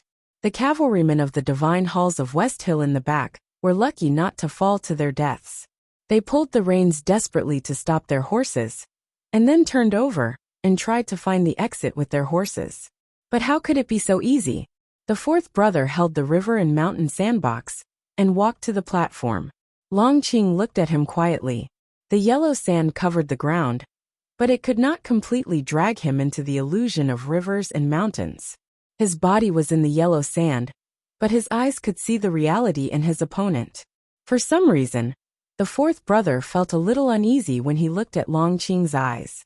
It was just like when he was calculating in the back of the mountain of the academy. He felt that something bad was going to happen. So he blew into the river and mountain sandbox. The thin layer of yellow sand was wrinkled, and some grains of sand were flying in the air with the wind. A hurricane suddenly appeared on the plaza that had turned into a desert. Countless yellow sand swirled up, blocking everyone's vision. The world became dark. What was even more terrifying was that the desert that had been as flat as a field suddenly rumbled loudly, and countless layers of sand dunes appeared. Who knew how many cavalrymen were swallowed up by the moving sand flow? Even the cavalrymen who were not swallowed by the sand encountered endless dangers in the flying yellow sand. Shrill screams and dull sounds of people and horses colliding with each other could be heard everywhere. Even a powerhouse in the knowing destiny state, like Xiaoyu from the South Sea, could not resist the power of the river and mountain sandbox. Those divine priests and deacons from various Taoist temples were killed one after another. Xiaoyu also fainted in the yellow sand. Long Qing still could not stop, and his face was a little pale. He was injured by Tang Xiaotang, and then by the river and mountain sandbox. He did not expect that his opponent, who was in an ordinary state, could have such a terrible sand table. However, was it enough? In the next moment, his feet finally landed on the ground, but he still landed on the yellow sand. He did not get out of the river and mountain sandbox, but so what? The scar on his face became brighter. It was definitely not ugly. It was more like some kind of strange makeup. Paired with his gray eyes and straight silver hair, he looked very good. He was so powerful. And he still had hidden powerful skills. He was waiting for Ninkei's iron arrow and Li Man. Even so, he was not afraid of them, let alone a sand table. He took out a scroll from his arms and stretched it out in front of the sandstorm. He remembered those years when he was the second priest of the judicial department, and he led the black deacons to hunt down the remnants of the devil's doctrine and the sinners who betrayed the devil's doctrine. At that time, he was righteous, and he believed that he was righteous. His expression became cold. Looking at Yi Su and the others on the other side of the sandstorm, he silently repeated those familiar words in his heart. Sinners, accept the punishment of Haotian. Last night in the Divine Hall of Judgment in Peach Mountain, the middle-aged priest used a scroll to break Yi Hongyu's confinement. It was the fall hand scroll of the Tomes of Arcane. At this time, the scroll in Long Qing's hand was also the sand hand scroll of the Tomes of Arcane. After making the most important decision, the Abbey Dean no longer cared about the word blasphemy. The most sacred tomes of Arcane and Haotian Taoism became a very powerful weapon in his plan. The middle-aged priest had accompanied the tomes of Arcane in the Jishou Abbey for countless years, and Long Qing had always kept the sand hand scroll of the tomes of Arcane with him. Only the two of them could use the tomes of Arcane as weapons. In the morning, the city was covered with yellow sand. The freshness and coldness of winter could no longer be found, only dullness. But when Long Qing held up the sand hand scroll of the tomes of Arcane, that feeling became more and more clear. The cover of the sand hand scroll turned into tens of thousands of tiny grains of sand in the wind, and then began to fly. Then the second page of the sand hand scroll also turned into grains of sand, and then the third, the fourth, the fifth. Hundreds of millions of grains of sand turned into a sand river, and went straight from Long Qing's hand to the sky. In the deepest part of the sky, the river carried an indescribable brilliance, and then blasted into the yellow sand all over the sky.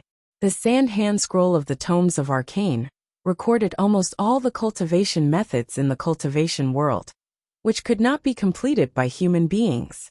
Just like the Sun hand scroll, it was not only collected by Haotian Taoism, but also by the divine power of Haotian.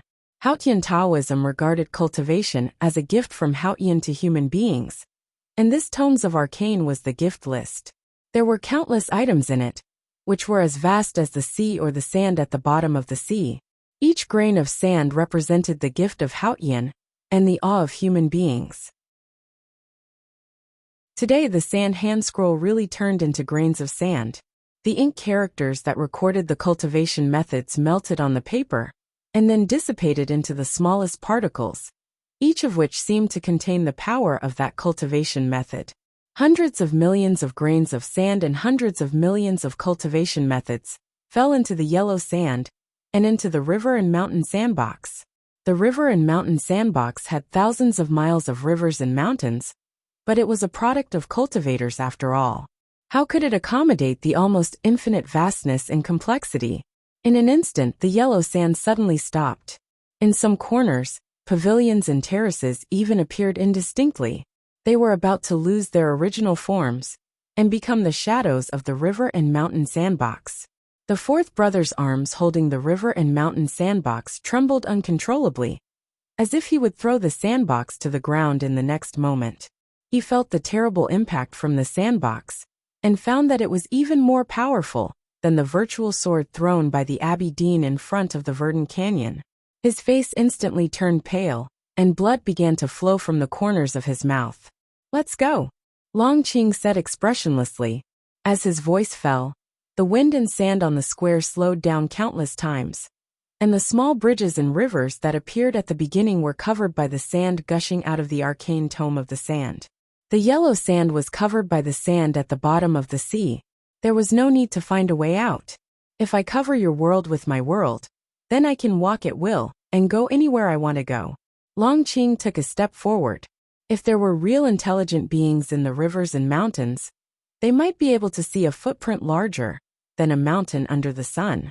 It stepped through the clouds, crushed the field, and fell on the horizon. He only took one step to step out of the river and mountain sandbox, and thousands of miles of rivers and mountains. Longqing appeared on the stage, and in front of Yisu. There was still residual yellow sand between the two of them. The fourth brother kept coughing up blood, but he was still trying to support himself. He didn't know how long he could hold on. Longqing held the dissipating arcane tome of the sand, hand scroll with one hand, and grabbed Yisu with the other. A figure broke through the wind and sand. It was Tang Xiaotang. She supported her tired body with the iron rod, and fell in front of Yisu. She raised the rod with both hands and blocked Longqing's attack with the last of her strength. Longqing's hand fell on the iron rod. With a puff, Tang Xiaotang vomited blood and fell to the ground. Longqing took another step forward, and reached out to grab Yisu again. At this time, the arcane tome of the sand, in his left hand, was still fighting against the last scene in the river and mountain sandbox. More and more blood flowed out of the fourth brother's mouth, wetting the front of his shirt. The color of the blood became darker and darker. Finally, it even looked like ink, which was shocking. Watching from the side, Chin Pippi finally felt despair. His body began to tremble, because he was worried about the situation of his two senior brothers and his lover. He was really afraid that his two senior brothers and his lover were about to die. The trembling spread from his hands and feet to his chest and abdomen, then to the depths of his body, and finally to the position behind his waist. So his ocean of qi and mountain of snow also began to tremble. His ocean of qi and mountain of snow had been destroyed. To be precise, it had been completely locked by Sangsang, and had long become a dry Dead Sea and black monotonous rock peak. At this time, it began to tremble. Trembling was movement, and being able to move meant being alive. His ocean of qi and mountain of snow actually came back to life at the most desperate moment. Chin Pippi had no time to feel this sudden change, and it was impossible for him to have time to be ecstatic. He just followed the trembling, and waved his hands to Longqing out of pure instinct. 10 unpredictable and shrill forces without any trace, like the flowing clouds in the sky, burst out from the front of his 10 fingers, and fiercely stabbed Longqing's chest and abdomen. After the bloody battle with Tang Xiaotang, who was favored by Haotian, and the cultivation competition with Mr. Fourth of the Academy, who held the river and mountain sandbox, Longqing had been seriously injured. Chin Pippi's natural stream magical finger was so unreasonable that he could not avoid it even with the arcane tome of the sand. With a series of dense muffled sounds, the 10 natural stream magical finger intents all fell on Longqing's chest. 10 bloody holes appeared on his thin clothes in an instant, and blood was gurgling out. Longqing's face became paler. He looked down at his chest in confusion, and then looked up at Chin Pippi behind Yisu, frowning slightly. Then he figured it out. Haotian was so weak now that she could no longer protect the people she promised to protect, such as Tang Xiaotang. So she naturally could not punish the people she wanted to punish forever. The Abbey Dean had already left Peach Mountain, and Chin Pippi, who had the same experience as him, naturally had to stand up again. Longqing coughed in pain. Every time he coughed, the blood in front of his chest flowed out even faster. Not enough. He looked at Chin Pippi and said expressionlessly, "The arcane tome of the sand, in his left hand, turned into gravel and whizzed away." In an instant, there were countless extremely thin bloodlines on Chin Pippi's body. Each line of blood came from a very small wound, and each wound was a gravel. The gravel was deep in the wound, and the pain was deep into his bones, like ants drilling into his body. How painful it was. Chin Pippi was in extreme pain, but he did not cry. He did not want to cry because it was too shameful. So he desperately squeezed out a smile, but he did not know that the smile was as ugly as crying. Looking at his funny face, Tang Xiaotang wanted to laugh, but also felt so sad that she wanted to cry. Longqing glanced at the fourth brother, and tightened his grip on the arcane tome of the sand. The fourth brother sighed and sat down weakly. Then he began to vomit blood. There was a silence. Longqing looked at Yisu, Chen Pipi, Tang Xiaotang and Fan Yu. His eyes slowly swept across their faces, and he took a deep breath, looking very satisfied. Some of these people were people he could only look up to in the past, and some were people he instinctively feared, and even humiliated. Some were more talented than him, and some were rejected by his classmates whom he longed to be. Now these people were not as powerful as him. Even if they worked together, they were no match for him. Perhaps the cultivation method he cultivated would one day turn him into a monster that lost all reason, or it would directly disintegrate his body into billions of grains of gravel. But that was a matter for the future. He was very satisfied now, unprecedentedly satisfied. He raised his chin, not deliberately, but he began to be proud, as if he had returned to the day he walked into Chang'an many years ago. That day, there were countless flowers thrown on the street of Chang'an, and he was in the center of the sedan. At this moment, a voice was heard on the stage. "Please lend it to me for a moment." Yisu's words were directed at his fourth senior brother, but they also seemed to be directed at the world. The river and mountain sandbox, which was about to break, came to his hand. Longqing looked at him and said, "You have betrayed Haotian. How can there be a miracle?" Yisu's ocean of qi and mountain of snow was destroyed by the sword style in the battle with Junemo in front of the verdant canyon.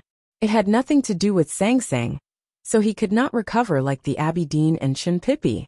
A miracle, or it was originally created by human beings. Yisu said. This sentence was the foundation of the new stream, or the epitaph of Taoism. Longqing shook his head and said, "That requires strength. You don't have the strength." The wind and sand had stopped.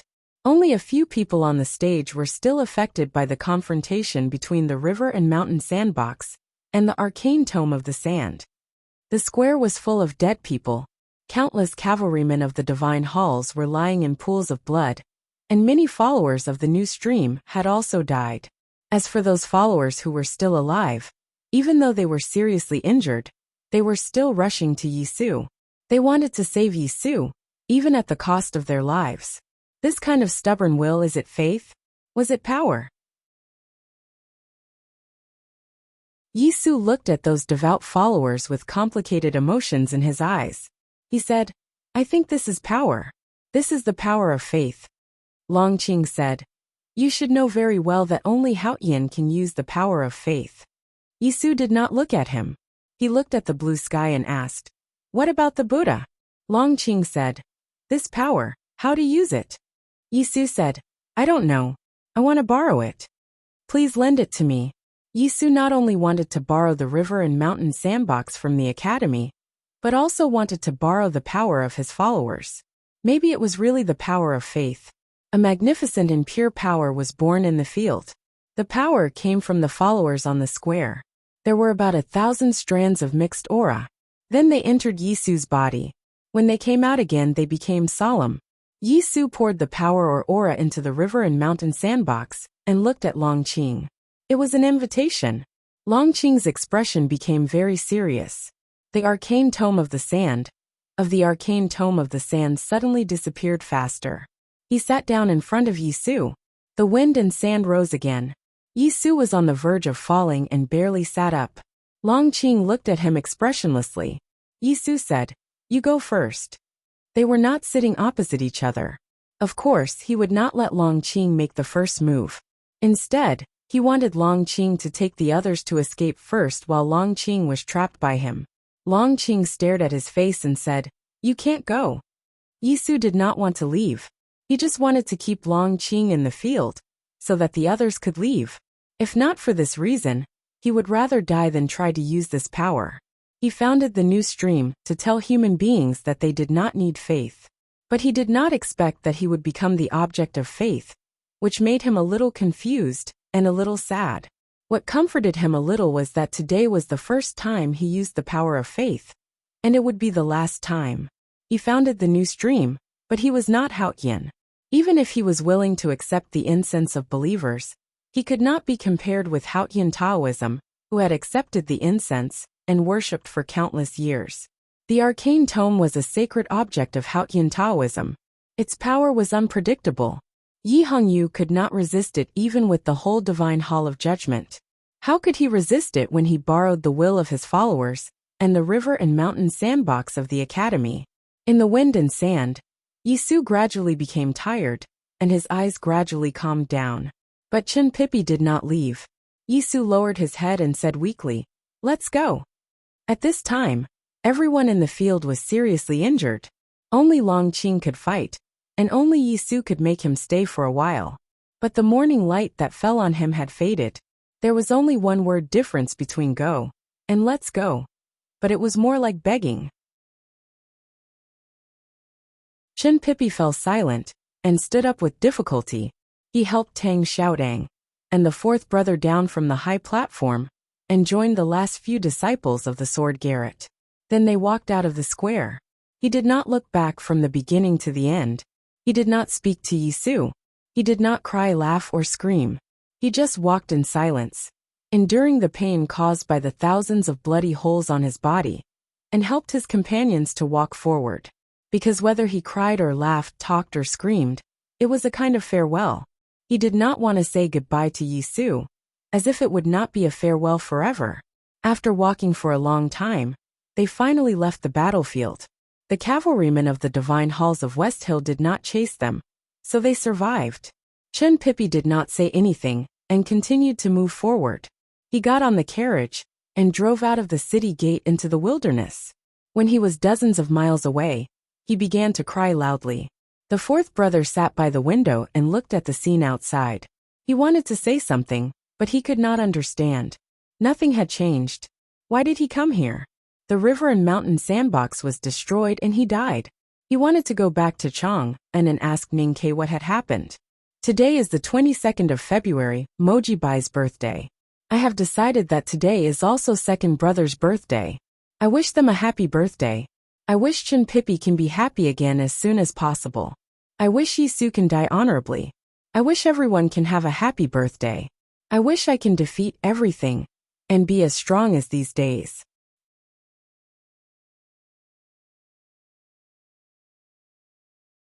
Chapter 1070. Some people said goodbye, but more people were still struggling in the yellow sand and lost their way. Yi Su and Long Qing sat opposite to each other, like two old monks drinking tea or playing chess. They did not speak or look at each other. They were covered with blood and looked miserable.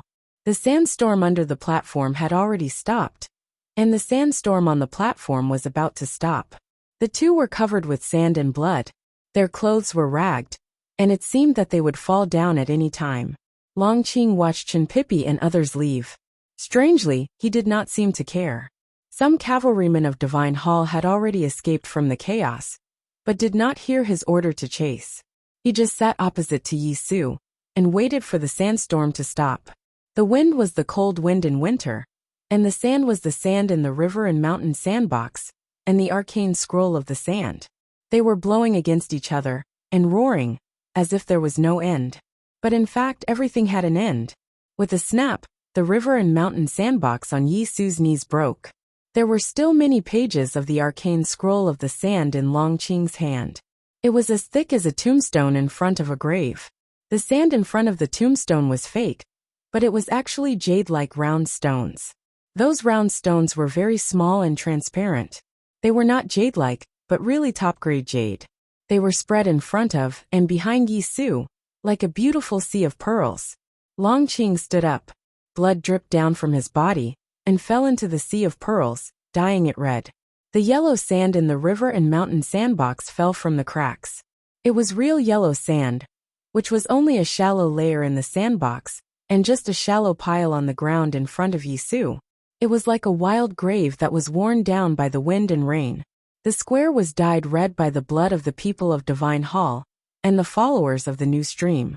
The cavalrymen of Divine Hall were regrouping. Some followers of the new stream had died, some were dying, and many were still alive. There would be a massacre later. Yi Su looked at Long Qing and said, "Let them live." Long Qing said expressionlessly, "I didn't want them to die." Yi Su was a little surprised. He kept silent and thought about the meaning. Long Qing raised his left hand. The cavalrymen of Divine Hall, who were eager to kill the followers of the new stream, did not dare to do anything. They held their breath and waited for the order. The followers of the new stream were the most loyal followers of Yisu. Nearly half of them followed him here from Lincoln, including the earliest students in that shabby alley. They knew what would happen next. They rushed to that place desperately to protect their leader. But they were stopped and knocked down by the cavalrymen of Divine Hall rudely. They cried loudly. In fact, you and I both know that, as I said at the beginning, it doesn't make any sense. Your followers' pain and those women's cries are all meaningless. Long Qing looked at Yisu and said, what happened from last night to this morning is meaningless. I need this ending, and you are also waiting for this ending. Why bother? Yisu did not look at him. He looked at the pitiful followers in silence. When I entered the Revelation Institute when I was very young, I learned of your existence from her and my teacher. You have always been the object of my worship, or rather, the goal that I feared but did not dare to catch up to. But in fact, it was only in recent years that I truly felt that you were an extraordinary person, because you have embarked on a completely different path from us. Long Qing looked at him and said, you are not a fanatical religious peddler. Your new stream is not just empty talk. You did not use those clichés to provoke your followers. On the contrary, you preached calmly and did a lot of concrete things. Many people only noticed that the doctrine of the new stream was fresh or rebellious. But no one understood the organizational ability and strategy needed to spread the new stream. You did those things silently and perfectly calmly. You were more like a businessman than a saint. I used to stay in the Divine Hall of Judgment for a long time. I know a lot of things. She helped you a lot. But it was you who really made the decision. Your organizational ability is really strong. There are no loopholes in your thinking. You did not lose your cool even after Taoism began to eliminate you. You used yourself to attract all the attention of the Divine Hall, but secretly sent the 7 disciples, including the first disciple Huan, to different places. I think they are hiding now, but after a while, they will come out again to continue your mission. Yisu was still silent. Long Qing looked at him quietly and said, you can keep silent about my praise. You don't need to be recognized for the secular abilities other than the sacred ones. You can deny all these. But can you tell me where Cheng Ziqing went? Why are there only a few disciples of the sword Garrett who followed you here from Lincoln? And where did they go? These details that no one noticed are what I admire the most about you. You've arranged the future. You've spread the seeds of the new stream all over the world. Even if you die now, no one can stop the new stream from spreading, so you can leave this world in peace. I even suspect that you've been waiting for death. Yisu finally said, death is the most dangerous and terrible abyss for everyone. Long Qing shook his head and said, but everyone will die, whether it is the divine kingdom or the abyss. You can't go to the divine kingdom, and you don't want to go to the abyss. How to die is the most important thing. Die quietly, or die in front of millions of believers and ordinary people. It is not a difficult choice. To die in front of the whole world, with a sense of righteousness, peace and joy, and to face death with equanimity. It is good to show the new faith, and the power of faith, to everyone as the representative of your death. There is no sacred in the empire, no sacred in the world, and no sacred in the world. Even the headmaster of the academy has to become a genius to become the bright moon. You and I are all ordinary people. How can we not die if we want to become a saint? It takes 1,000 years for a saint to appear. Long Qing paused for a moment and looked into Yisu's eyes. He said with a complicated expression, if the saint does not die, the great Tao will not work. You have to die. Yisu looked calm. There was a piece of snow on his gray hair that did not melt for a long time, as if the heat in his body had been taken away by the tomes of arcane, and his breath was gone. In fact, I have been wondering if Ning Ke has also thought of this. Long Qing turned around.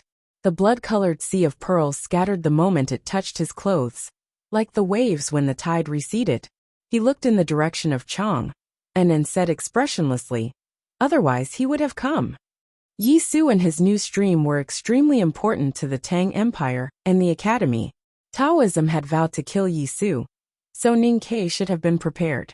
Even if he could not come, the iron arrow should have come, Yisu said. Or he did not expect the headmaster to be so decisive. It was indeed a possibility.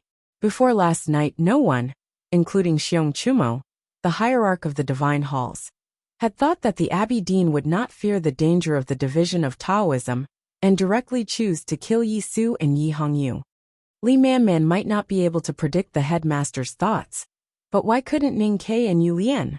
Even if they couldn't, how could they not have made some arrangements based on their temperament and habits? Long Qing said. Ning Ke did not come, the iron arrow did not come, and neither did Yu Lian and Li Manman. It can only mean that they know you want to die. They want you to die very much. They even hid it from Li Manman and waited for you to be killed by me. After saying this, he smiled.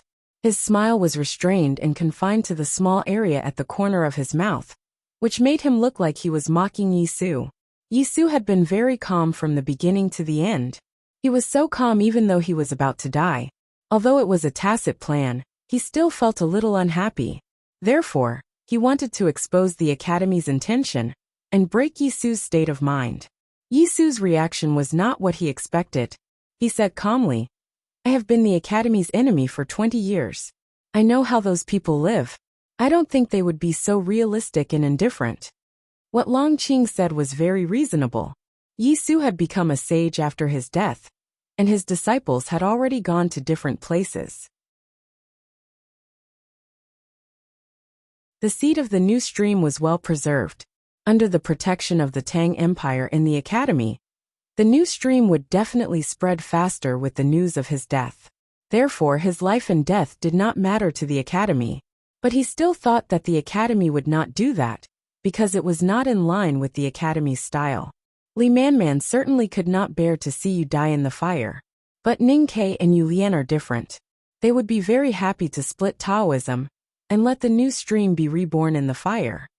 Long Qing said, if the headmaster and Ji Haoran were still alive, the Academy would definitely not do that, because they would not think so.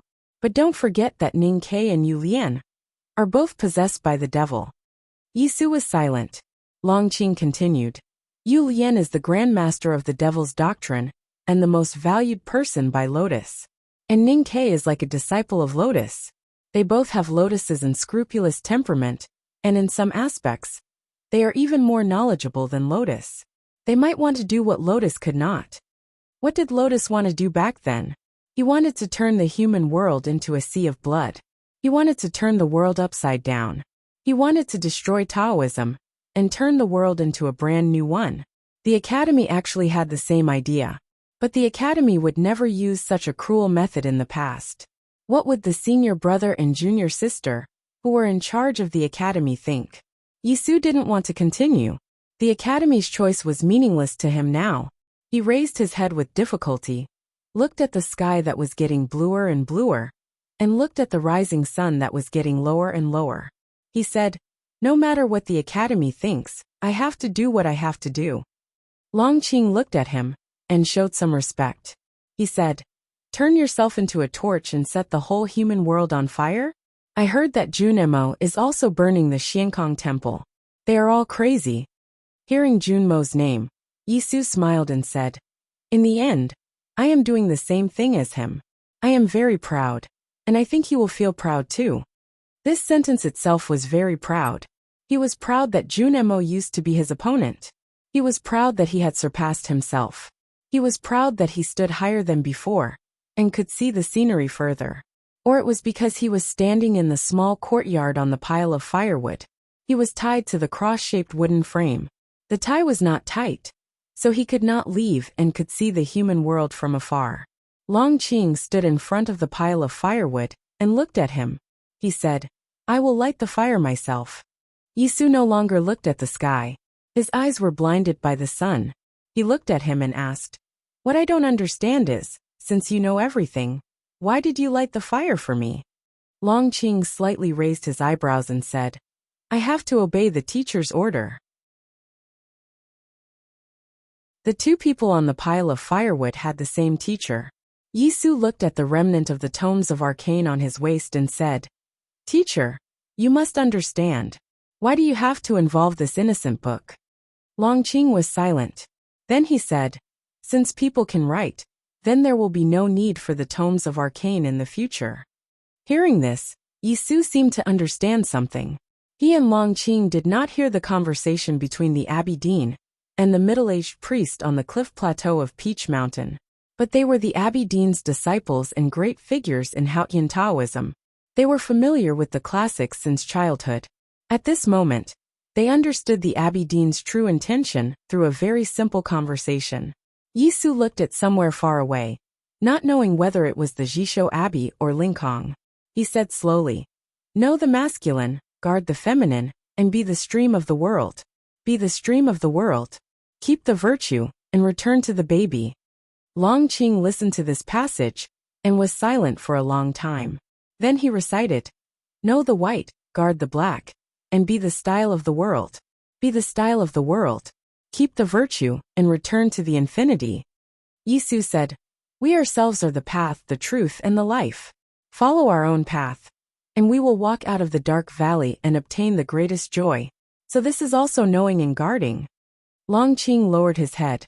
No one knew if he was looking at the horrible and ugly hole under his clothes, or at the thick ground. His voice seemed to come out of his lips by itself. "We can also be Haotian." Yisu smiled and said, "So it has been like this since the beginning." Longqing looked up at him under the sunlight and said, "You are right." Yisu said, "There is no right or wrong. The headmaster thinks you are right, then you are right." Speaking of this, Longqing paused. He thought that he would be jealous, but his mood was so calm. He just sighed and said, "In the end, it was you who made him the proudest."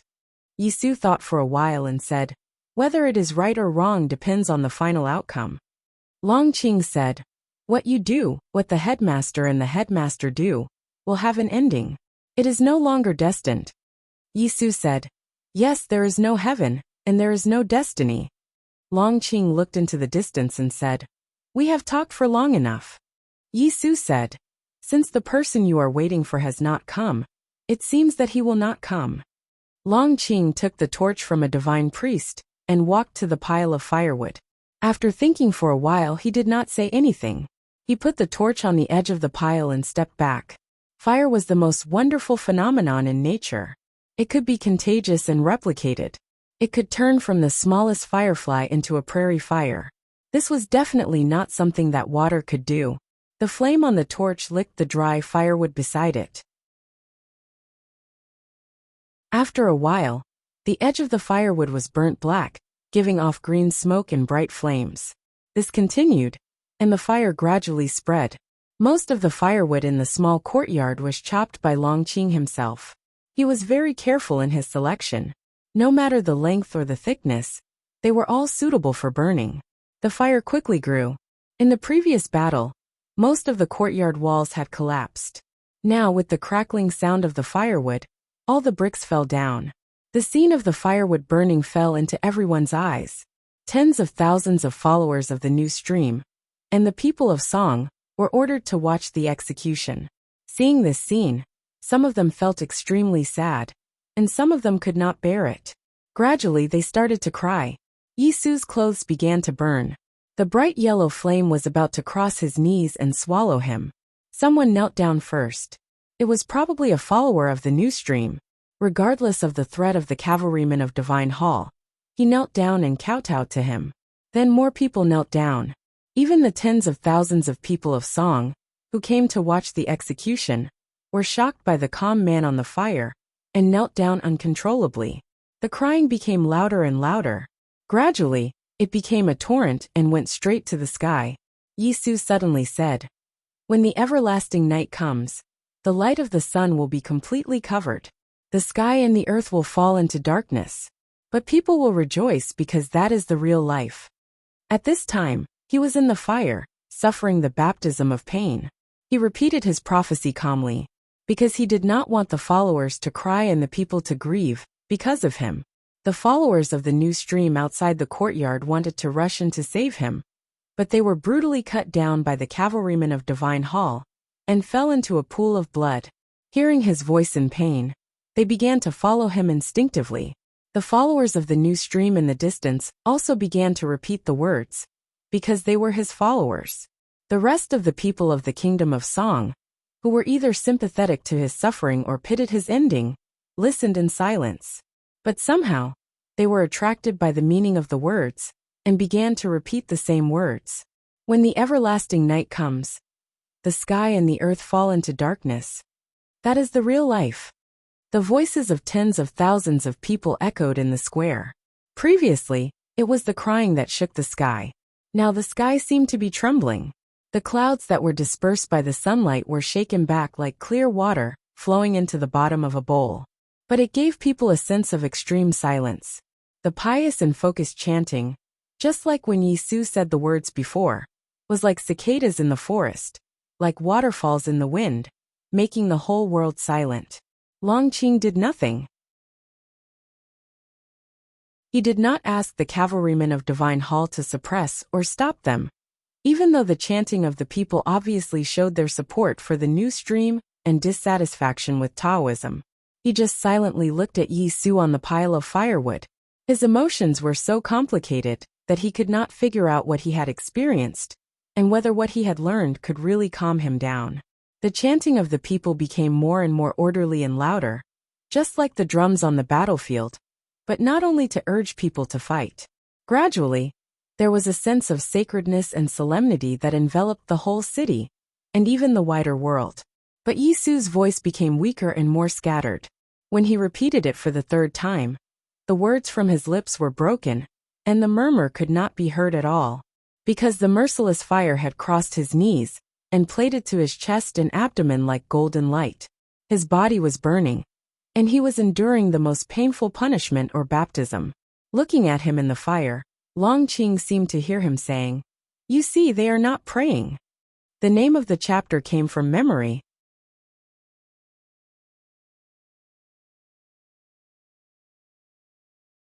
Chapter 1071.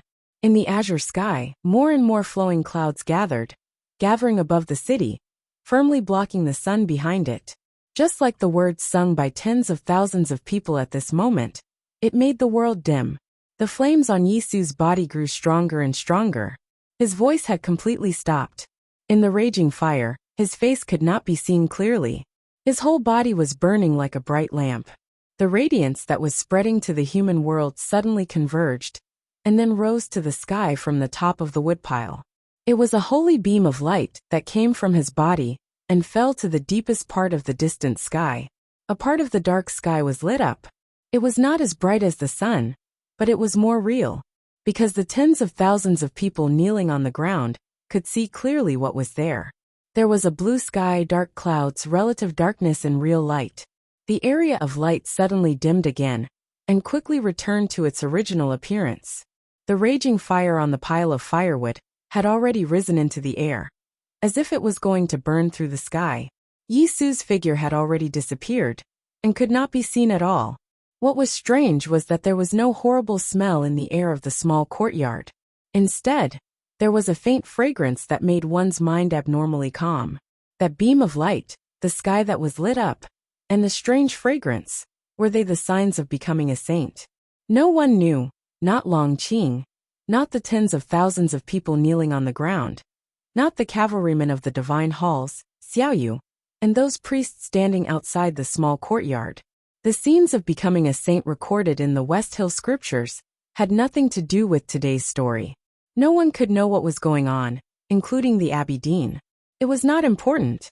Yisu had become a saint. It had nothing to do with religion or the divine kingdom in heaven. He became a saint in the human world and in the hearts of his believers. He was already a saint. Whether the Tang Empire and the Academy could win the war or not, the new stream would inevitably spread in the human world. No one could stop it. He would be regarded as a saint by countless believers. Then he would be a saint. Suddenly it started to snow. The drifting clouds gathered and covered the sky. Without the sunlight, ice crystals began to condense in the depths of the clouds. And then snowflakes began to fall. Snowflakes drifted down and danced in the wind. They landed on the streets of the city, on the people kneeling in the square, on the small courtyard, and on the burning pile of firewood. The snow melted into water when it came into contact with the devouring flames. As the snow grew stronger, more and more water was melted. The firewood was soaked, and the fire was suppressed smaller and smaller. After an unknown period of time, it was finally extinguished. The chanting of the tens of thousands of people also gradually stopped. People looked at the small courtyard with their final hopeful gazes. They wanted to see a miracle happen, but sadly found that there was no miracle. The cross-shaped stakes had already been scorched and collapsed, and the extinguished firewood was in a mess. There was no sign of that person, and even the rope that tied him had already been burned to ashes. Snowflakes fell on the crowd, on people's shoulders and on people's faces. The snowflakes were melted into water by people's body temperature, moistening their dry lips because of anxiety and sadness. People drank the spring water and began to cry. The sound of crying became louder and louder, and the sorrow was endless, as if it was going to destroy people's hearts and organs. The crying continued, and the snow kept falling. Time passed slowly, but the snow clouds in the sky did not disperse. People in the square gradually dispersed. Thousands of believers of the new stream helped each other to leave. There was no conflict or killing during the whole process, and no one was imprisoned, because Long Qing did not say anything. He stood in front of the firewood expressionless. After a long time, the snow continued to fall. The last sparks in the extinguished firewood were extinguished, and the warm steam disappeared without a trace. Gradually, it was covered by the thick snow, and the ashes underneath could no longer be seen. It was a vast expanse of whiteness. It was really clean. Suddenly, there was a thunder in the sky. Then there was a second thunder. The two thunders continued to follow each other, going back and forth between heaven and earth. On the square, the cavalrymen of the divine halls of West Hill, Xiaoyu, and other powerhouses of Haoyan Taoism looked at the place where the thunder came from. They were vigilant, but more of them were fearful and uneasy, as if they had heard the wrath of heaven. The thunder kept changing its direction, which was impossible for ordinary people to capture. The thunder was terrible, and the power of heaven was unpredictable. It was impossible for ordinary people to guard against it. What on earth was the thunder? Long Qing looked up at the sky and saw the snowflakes that were stirred up by the two thunders and the invisible power in the thunder. He guessed who it was, but his expression was as calm as before. A storm suddenly rose on the sea outside the Song Kingdom. The storm quickly landed on the shore, and the seawater was smashed on the famous breakwater. The remnants of the storm came to the square and turned into a roar. The clouds in the sky above the city trembled slightly. A strong force spread from the point of the explosion and turned into a terrifying gale. Countless cavalrymen fell in the wind, and the war horses neighed in pain. Even the cultivators of Haoyan Taoism had to raise all their cultivation to be able to withstand the gale. The violent wind gradually subsided, and like water, it dispersed into the streets and between the houses. A circle about 100 feet wide appeared on the square. There was no snow or blood in that circle. It was clean and empty, and there were only two people in it. One of them was wearing an old cotton-padded jacket and holding a short wooden stick in his hand. He was the eldest brother of the academy. The other one was wearing a long gown full of the smell of alcohol, with a flagon tied to his waist. He was the drunkard, the most powerful person in the cultivation world. The eldest brother's cotton-padded jacket was full of holes. Blood flowed from those holes and wet the cotton. He looked very embarrassed. The drunkard was not much better than him. His clothes were full of stains, and his left shoulder was a bit sunken. It seemed that he was hit by a stick. He wanted to take a sip of wine from the flagon, but found that his hand was shaking badly. The thunders that roamed between the sky, the ocean, and the earth were the two of them chasing each other. They did not forget to fight even in the distanceless state. That was the highest level battle in the cultivation world, and also the most bitter one. But in fact the battle might not happen at all. Yesterday, the drunkard returned to the small town and said nothing to the butcher, waiting for the future. The eldest brother stayed in the small building outside Lincoln City, waiting for the result of the negotiation between the academy and Taoism. Both of them had their own uneasiness. The drunkard's uneasiness did not disappear from the Peach Mountain last night, and the appearance of Yisu this morning. The Abbey Dean was not persuaded by Ning Quebec. He was happy to see the current situation, but he was still uneasy. He thought that the uneasiness came from the academy, and that the academy would save Yisu at all costs. So he left the small town in a hurry, and returned to the small building outside Lincoln City to meet Li Man again. Just like in the past few years, the distanceless state was against the distanceless state. Taoism and the academy exchanged their most important chess piece.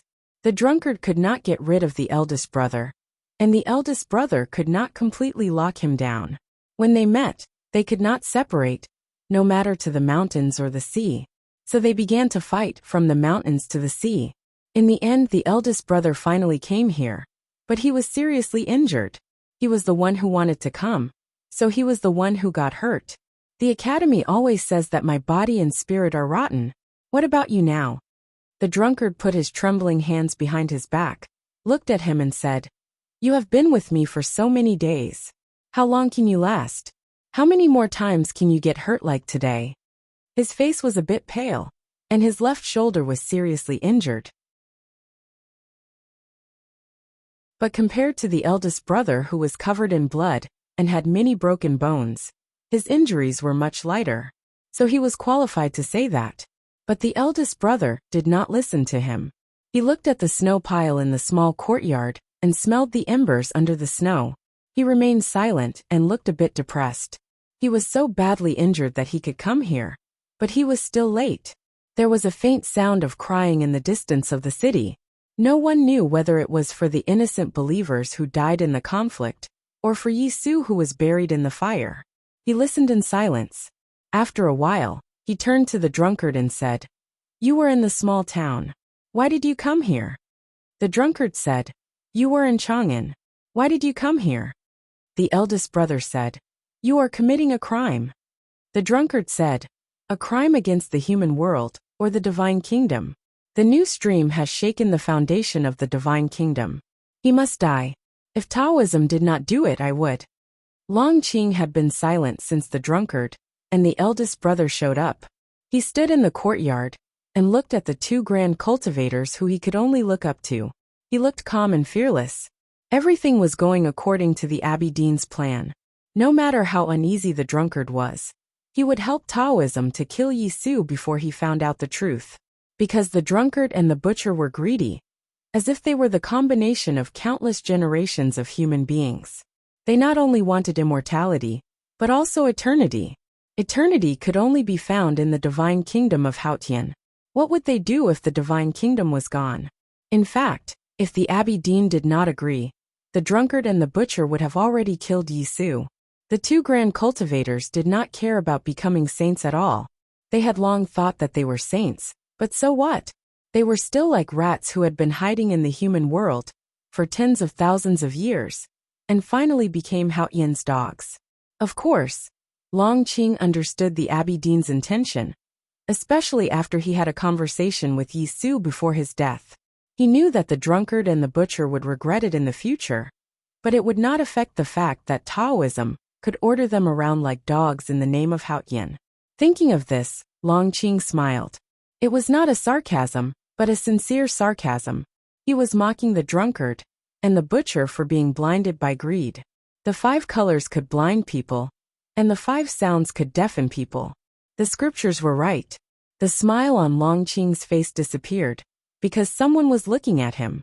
The eldest brother looked at him, and remained silent for a long time. Then he asked, "Why?" He was puzzled, and so was the academy. No one could figure out why Taoism would do this. Burning Yisu to death to help him become a saint would not help to destroy the new stream. Instead, it would split Taoism. At least the Divine Hall of Judgment would not be trusted by Taoism anymore.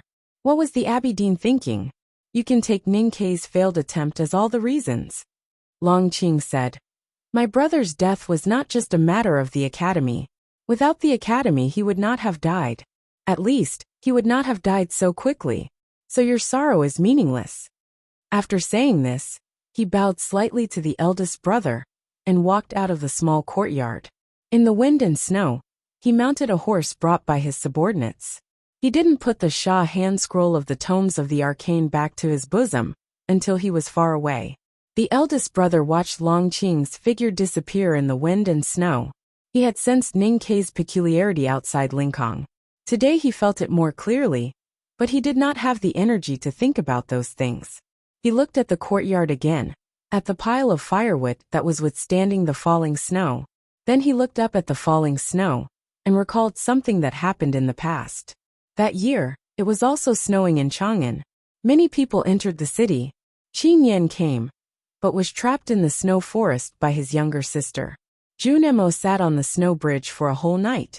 The youngest brother and Sangsing killed Xiaoho on the lake. He and Yi Su stood on the city wall and watched the snow for a whole night, talking about many things that did not matter. They met several times in front of the small Taoist temple, deep in the snow-capped peak of the Tianqi Mountains. Even earlier, Sangsing was born in the human world. There was a black line on the wilderness. He was drinking and reading by the pond on one side of the black line. Yi Su was chopping trees on the other side of the black line. It was said that he recited an interesting Taoist hymn, and then began to travel around the world, trying to break through the barrier of life and death. He must have really broken through at the last moment. So he really died? The eldest brother looked at the snow and kept silent for a long time. Yi Su's founding of the new stream had a lot to do with the academy. It was because Junemo had crippled him in front of the verdant canyon, and it was also because of the discussion he had with Yi Su. Then he remembered that since many years ago, even before he became a disciple of the headmaster of the academy, the person he wanted to be the most was a scholar who taught and educated people. The scholar lived in a shabby alley and taught those poor children. He lived a poor life. He ate nothing and drank nothing, but he never changed his happiness or his Taoism. He wanted to be such a person, but he did not expect that Yi Su had done so before him. In the last years of his life, Yi Su had always been such a person. After a long time, he reached out his hand and caught a snowflake. He turned to the drunkard and said, "In order to achieve immortality, you abandoned the entire human world. Even if you succeed, don't you feel lonely?" The drunkard said, "Death is the real loneliness." Take Yi Su for example. He has become a sage, but he has no connection with the world. He is the real loneliness now. The eldest brother shook his head and said calmly and affirmatively, "You are wrong. He will not be lonely." Yi Su gave up his belief for decades, just so that human beings would no longer need belief. He left the world, but he left many things behind. He believed that those things would really change the world. Many people were doing, or were about to do the same thing as him. Junemo lit the wildfire at the bottom of the giant sinkhole, and he would lead the academy forward. He was a sage, but he had many peers. How could he be lonely? Sages should not be lonely since ancient times. You're tuning in to the Li Mei Sword of Destiny YouTube channel. We're so grateful for your support, and don't forget to subscribe to join us on this incredible journey through captivating stories. Your generosity through donations truly makes a world of difference, as it's the primary source of revenue that allows me to expand and enhance this channel for you. Thank you from the bottom of my heart for being a part of this adventure.